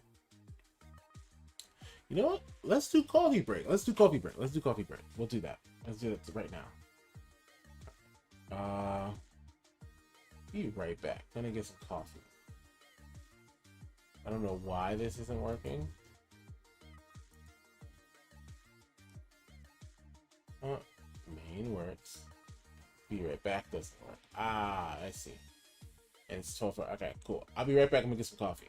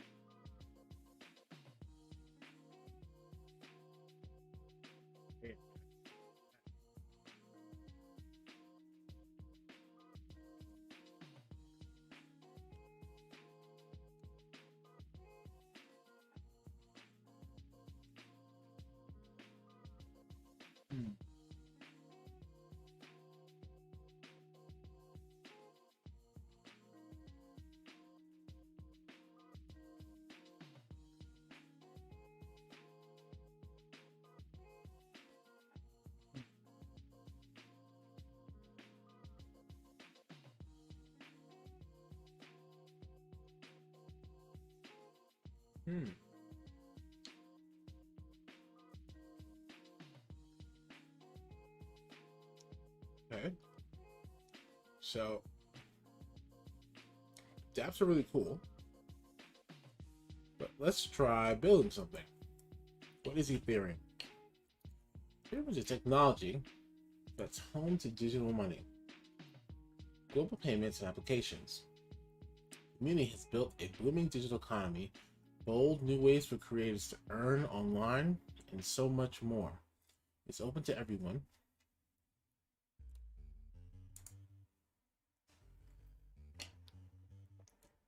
There is an open access to digital money, data-friendly services, banking for everyone. Everyone has access to financial services. All you need to access Ethereum is lending, borrowing, and saving products and internet connection, which is about, I guess, it's as not agnostic as humanly possible. I'm thinking about ending the stream at 7, so sorry we didn't get too much Ethereum, but maybe we can stream on Saturday, and yeah.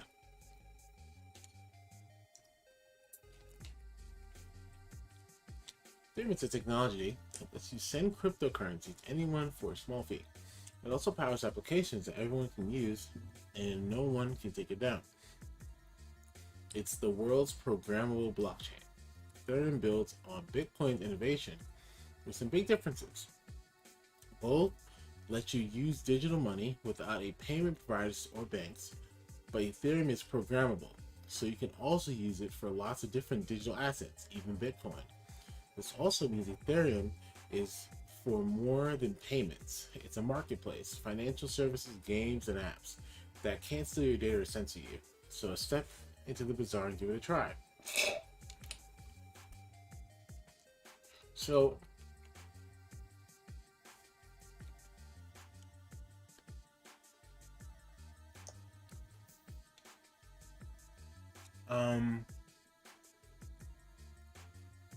let's do how Ethereum works.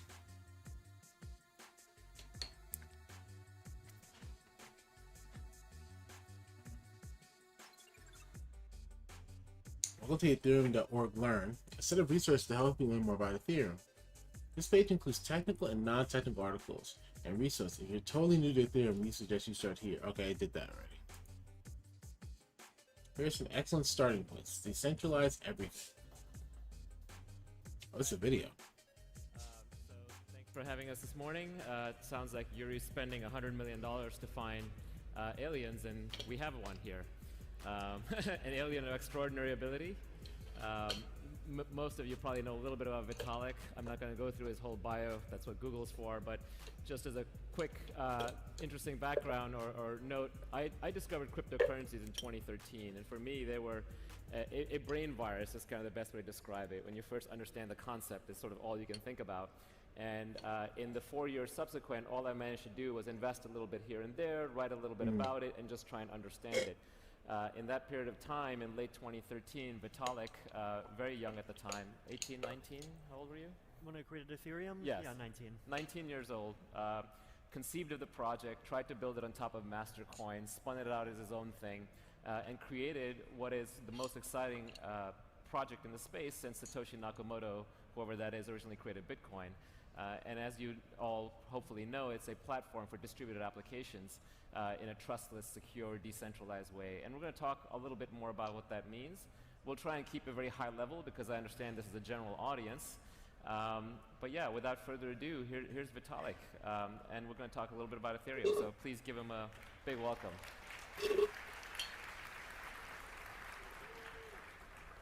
Maybe we'll just start very high level. In your own words, how would you describe Ethereum to the average person, why it's important?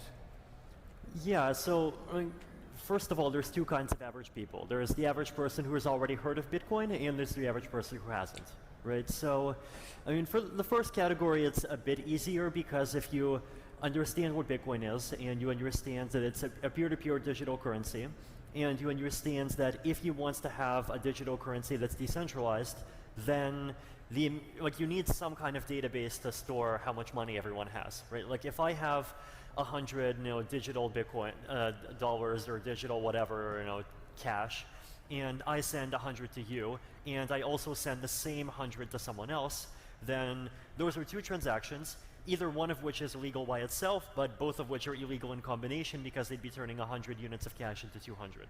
And this is the classic double spending problem, and in order to solve it, you basically need to have some system that keeps track of, have these coins already been spent? How much money do I actually have at any given time? How much money do I have the right to spend at any given time?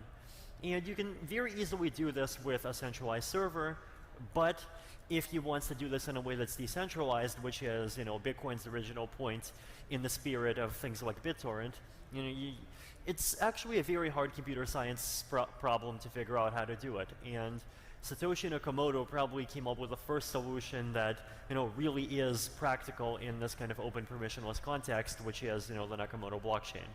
And that was where, the idea of blockchain technology in general came from. Now, where Ethereum comes from is basically you take that idea, the idea that you can use what I call cryptoeconomics, so a combination of cryptographic algorithms, things like hashing and digital signatures, and the kinds of economic incentives that keep systems like Bitcoin going, and use them to create these kind of decentralized networks with memory, so these kind of decentralized database-like things for a whole bunch of other applications as well. Right? So around 2013, people started realizing really that these blockchains are usable for much more than peer-to-peer digital currency. And the first major thing aside from Bitcoin was probably Namecoin, which was trying to do a peer-to-peer decentralized DNS. But then people started thinking, can you do other kinds of digital assets? Can you do smart contracts? Can you do financial agreements? Can you do registries about identity? Can you do all these other things? And there were so many applications that building a blockchain for each one doesn't really work. And so the core idea behind Ethereum is, you can have a general purpose blockchain.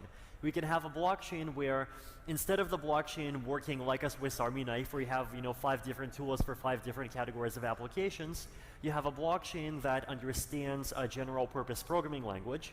So, kind of like your phone, in your phone you have Android or, iOS. And inside of Android or inside of iOS, you can have apps. The apps are written in, whatever programming language they're written in. Anyone can create an app. Anyone can download an app and run it. So that was the kind of general purpose flexibility I was trying to bring to the blockchain world. Yeah, it's amazing, the concept of a Turing-complete blockchain in the computer science speak that can execute any arbitrary program given enough resources is pretty incredible. And it seems daunting because the idea of a blockchain is that everybody, one of the implementation of the blockchain is that everybody executes a copy of the code on themselves to verify that what is supposed to happen actually happens. So that begets a whole slew of problems like scaling and trust and so on. But just kind of easing into that, what kinds of applications do you think an Ethereum blockchain is suited well for? Like applications you both have people building today and ones in the future? Yeah, so I think there's a few major categories. So, anything to do with the currency itself is obviously going to be a major category pretty much forever. Because you want the security associated. Yeah, exactly. Currency seems to be naturally the kind of application that's fairly well suited because the general way that I categorize block applications that are good blockchain applications is to think of what a blockchain is, right? So the way I define a blockchain is it's a decentralized system that contains some kind of shared memory. And in Bitcoin's case, the shared memory is how many Bitcoins everyone has at some time, but it could be anything. So a good blockchain application is an application that, number one, needs decentralization, and number two, needs some concept of shared memory. And the case for decentralization in cryptocurrencies themselves, I think, is fairly clear, but you can actually even go beyond that, right? You can think about, if you have decentralized cryptocurrencies, then you can build many other things on top of them. And there was this interesting idea that Nick Szabo came up with about 25 years ago that was called a smart contract. And he made an analogy to vending machines, right? So what he said was that a vending machine is a device implemented in physical hardware that basically implements the conditions of some kind of an agreement. And the conditions of the agreement here are simple. You put $2 in, water comes out. You do not put $2 in, water does not come out. If you do not put $2 in, but water does come out, then that's bad. And the vending machine is basically an encoding of this set of rules, and that also comes with a mechanism that keeps it at least kind of secure enough for $2 water bottles. Now with digital assets, you can think about this kind of concept and push it much further, because in the digital world, in the world of cryptography, it's this world where even individuals are capable of basically having cryptographic defenses that are strong enough to even sometimes ward off state-level actors. And when you have that kind of security, the possibilities go up, right? So the general notion of a smart contract is that it's like a computer program that directly controls digital assets. Now, the kind of direct control here is important, right? It's not a computer program that makes a recommendation to a guy about how the guy should control the digital asset. It's a computer program that controls the digital asset. Like on Ethereum, you can literally send a bunch of Ether into a computer program, and once you've done this, the computer program itself has basically the unilateral ability to control where the money goes. If the computer program sends the money to address A, it goes to address A. If it wants to send it to address B, it goes to address B. And if it doesn't want to send it anywhere at all, then the money just stays there. And you can see this being used in a bunch of applications like insurance, just like any kind of self-executing financial contract. You can reduce counterparty risk in a lot of those kinds of applications by potentially a really huge amount.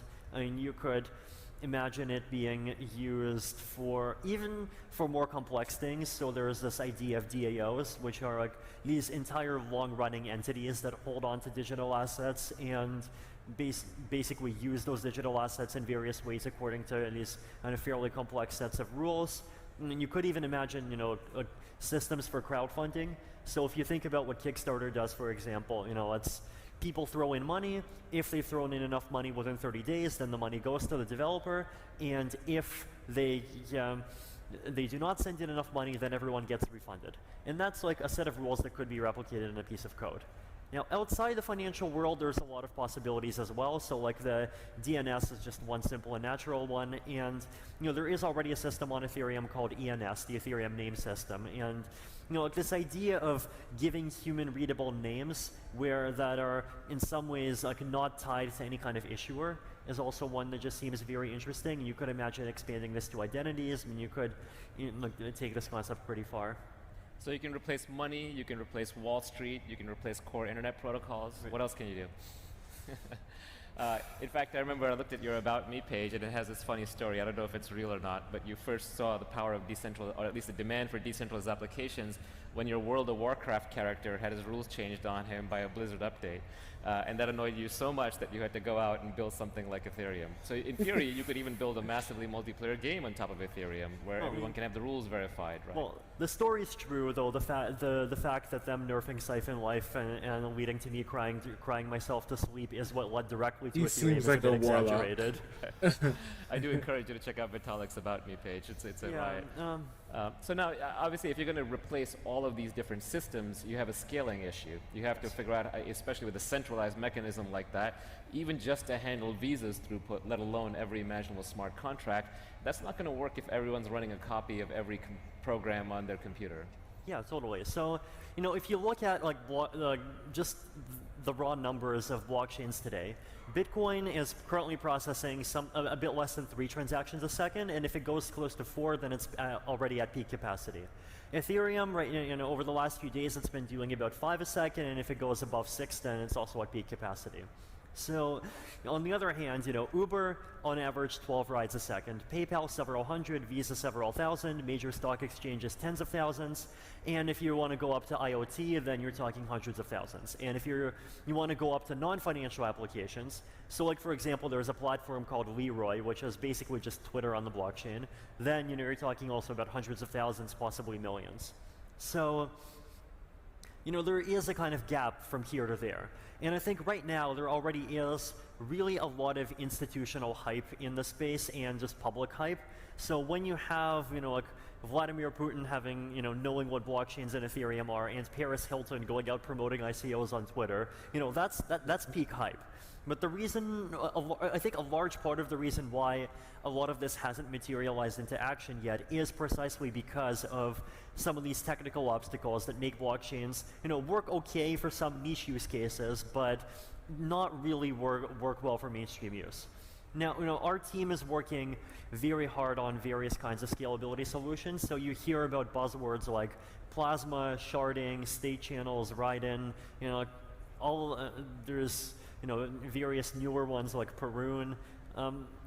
So, if all of these are various different ideas that actually do try to kind of break through this fundamental barrier, right? That try to either create blockchains that still maintain a large amount of security without requiring everyone to literally process everything, right? So if you think about it, like one extreme is one guy processes everything, which is today's world. The other extreme is everyone processes everything. Well, what if you can get like square root of everyone, so like maybe 500 people processing each transaction? You still get enough decentralization and security for everything you need, but suddenly it's, within, it's efficient enough that it actually works for stuff in the real world. And the other kinds of strategies are strategies that try to use the blockchain in a kind of more intelligently, right? So it's basically, like one of the analogies that like Joseph Poon from Plasma uses a lot is the idea of the blockchain as a court system, right? So blockchains are great at securely resolving disputes, and currently the way the naive blockchain applications work is they just put every single transaction on the blockchain. But what you could do instead is you could have systems where people send messages that I call kind of tickets, so digitally signed messages that are off-chain by default, but where the blockchain only gets used in those specific cases where there's a disagreement. Thank you for the follow, so, like, Maj. if I have 100 it. digital, 100 Ether, and I send you the 100 Ether, then that might not ever go off-chain. But if I send you the 100 Ether and then you claim that I never sent you the money, or I claim that I never sent you the money, then that's a transaction that okay, we have a dispute, and I could actually push it down by, onto the Maj. Thank you for the blockchain, follow. I and do still have, appreciate a it, guarantee man. of security. Appreciate it a lot. Now, all of these approaches have their own trade-offs, and there's this huge amount of incremental Thank technical work involved in figuring out what the right trade-offs are. But this starts looking like a direction that's much more promising. Oh, How what's far up, Day along One? are we? How long until you think that maybe we can scale to, as you said, Not bad. 100 I'm learning about how many until we can Ethereum. replace Visa, how many until we can replace AWS? I mean, for things like Visa, I think definitely, I would say a couple of years. So maybe 1 year when we start seeing like prototypes that have, like a low security level, but are still, secure enough for like major organizations to start just doing proof of concepts on. And a couple more years for all these solutions to really hit the mainstream. AWS is a trickier one because there are reasons why blockchains are, no matter how good they are, never going to completely replace centralized cloud computing. And probably even more, one of the big ones, there's probably two big ones in my opinion. One big one is that there are computations that are intensive and that are hard to parallelize. So decentralized clouds are really good at parallelization because it's like Uber for your laptop. You got millions of computers from millions of countries, millions of providers, all ranging from individual laptops to you can think of even cloud computing companies basically turning into like specialized mining farms inside of the system. But if you have computations that require like a really large amount of serial computation, then that's harder to decentralize. And the second really tough one is privacy, right? Like if you have computations on private data, then there's basically two approaches. One of them is to make sure the computations are only done on hardware that you trust. And the second one is to use fancy cryptography. So, you might have heard of buzzwords like homomorphic encryption and distinguishability obfuscation to do the computations. But then if you do that, then those tends to carry very serious computational efficiency trade-offs. So basically for private or serial applications, you're going to do them locally. Yeah, like in general, I think like there's always going to be this large set of applications where decentralized approaches like actually don't work that well, and that's fine. Yeah. And so you're essentially building something between an operating system and a protocol for the world on the fly. It's going to take a decade probably to get to full scalability and hopefully adoption. What do you do in terms of there's a classic operating system developer question that they wonder about, which is how wide do I go and how high do I go? So do you start adopting other applications into the stack? All these people are doing ICOs, they're building layer 2 tokens on top of Ethereum. Do you see Ethereum adopting any of their functionalities, or does it stay as a broad, wide underlying layer? Like one of Ethereum's slogans right from the start has actually been, we have no features. right? So like a lot of the other projects are definitely going in that direction. They're saying, oh, we support this new class of transaction for issuing a token. Oh, we support this new class of transaction that issues an ICO. And look, you can have your 5 parameters with like a cap, like period, like type of auction or whatever. But with Ethereum, we've never gone down that road, basically for a couple of reasons. One of them is that you want the protocol to be maximally simple because simplifying the protocol just improves consensus security. So the more consensus code you have in the protocol rules, the more likely it is you'll have issues like 2 different implementations like not being in sync with each other, leading to the blockchain just randomly splitting in half. The other big reason, of course, is just unknown unknowns. We have really no idea what blockchains are going to be used for like 5 or 10 years from now, right? And we don't really want. We are okay with making some specialized components that get used a lot. So like Ethereum, we have a next update, Metropolis, which is coming in October, and one of the major things that's coming in that is like explicit in-protocol support for certain kinds of cryptographic operations. So like ring signatures, elliptic curve pairings, which get used as part of zero-knowledge proofs. So the major theme here basically being like strong cryptography and privacy. And like that is kind of specialized, but it's also very generic because almost any application could benefit from privacy. So we are willing to compromise somewhat in that direction, but we really don't want to compromise in favor of like really supporting high efficiency in every single application. Now, if that means that there are specific application categories where some platforms outcompete Ethereum, then that's fine. Like we don't need to be everything to everyone. But there are also going to be ways to kind of specialize even within the Ethereum ecosystem as well, right? So there's like projects like Cosmos, things like Plasma. All of these are trying to provide second layer systems that connects to Ethereum, and in many cases are even designed in order to take advantage of the base Ethereum blockchain for security, but that can have properties of their own, and that if they run well, could have things like a 500 millisecond block time, so you can run StarCraft on the blockchain. So those things are possible, and if you adopt this approach where if you have Ethereum as this kind of base layer that does a good job of balancing between the kinds of like high level of security and the scalability that a base layer needs, and then allows these other things with various different properties to get built on top, then you actually can have a blockchain ecosystem that works really well. Got it. So you want it to be a secure base layer that doesn't have too many features and really lets the innovation happen on top. But you have things like privacy and security and consensus at the core layer. But the big application that everyone is obsessed about, in fact, I think the reason why people are so interested in cryptocurrencies these days is just because they're making money off of them. Yeah. So the fundamental application right now seems to be just money. And Bitcoin seems to be willing to, the protocol is in service of the currency. And here it seems almost the opposite. Is that fair to say? The currency is in the service of the protocol. Yeah, definitely. I definitely say that is our philosophy.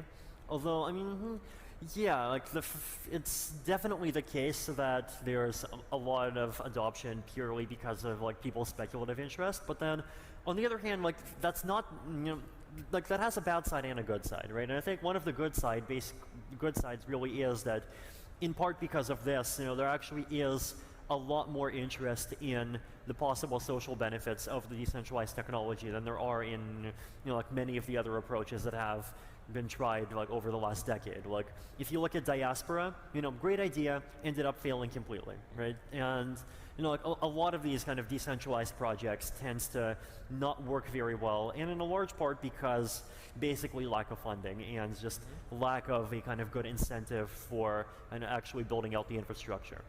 Whereas here in the cryptocurrency land, there's a lot of money, and at least that one particular problem can be solved. Right. So now because we've married the economics to the crypto, the incentive issues are solved, and economic incentives can unite people in a way that pure politics cannot. Yeah, I mean, like crypto is really ultimately all about incentives on multiple levels, from the community all the way down to like the security of the consensus protocol. Like you just cannot reason about security of like blockchain consensus protocols without reasoning about economics.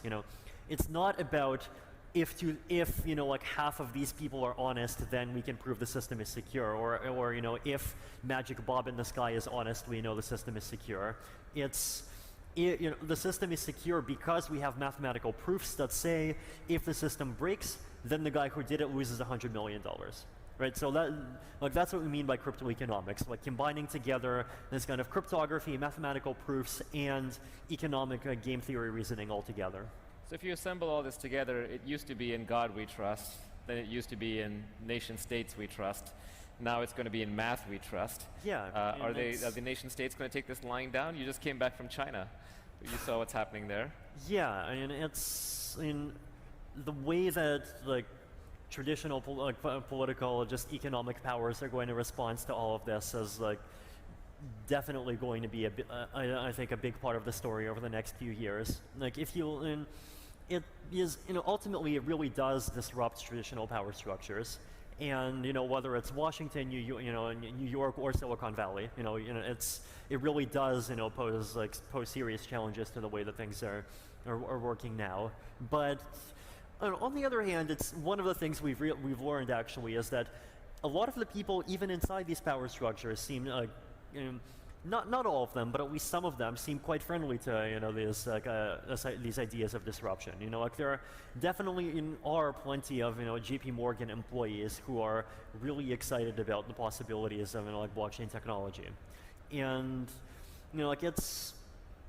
The fact that you work for a large company or that you work for a government, you know, doesn't mean that you're a hopelessly boring suit, right? Like one of my favorite examples of this is that in Taiwan there's a politician named Audrey Tang, and she's transgender, and she describes herself as a conservative anarchist, and yet she is the head of, I believe, like the digital ministry of the Taiwanese government, right? So, you know, like these kinds of people, this is obviously, you know, like someone who's, you know, particularly special, and she has been recognized as, you know, like one of the 10, you know, kind of greatest programmers there. But, you know, to much lesser degrees, these kinds of people do exist, and large organizations in general are complex, right? You know, you have, you know, people with one kind of belief on one side, with another kind of belief on the other side. Even if you look at the Chinese government, like their response, I think, is clearly going to show that, you know, there are different groups of people inside of the government who have like different ideas about which direction they want to go. And you know, like lately, if you look at all the news about like them regulating VPNs and chat groups and so forth, it's obvious that kind of the arc of this decade is that the conservative side over there is winning. And you know, I mean, to be fair, a lot of those things are happening in many other places in the world as well. But you know, like large organizations are definitely still diverse. It's amazing. China is finding out that its financial and capital control policy boils down to its firewall policy. Yeah. So we could talk for hours. I mean, Vitalik's knowledge is incredible. Here we've just scratched just the bare surface. Yeah. I encourage you to follow him on Twitter, where he's incredibly good-natured about all the trolls that are constantly attacking him. So don't be one of those people. Yeah. And learn everything you can about Ethereum, because it really is very much the future in cryptocurrency. So thank you for being with us, Vitalik, and after your short trip to China. I think that's gonna wrap up the stream. I'm glad that I watched that. Actually, I've never seen it before, so yeah, I'm going to log off, and I'll catch you guys later. I'm probably gonna stream Saturday early morning. I have things to do later in the afternoon,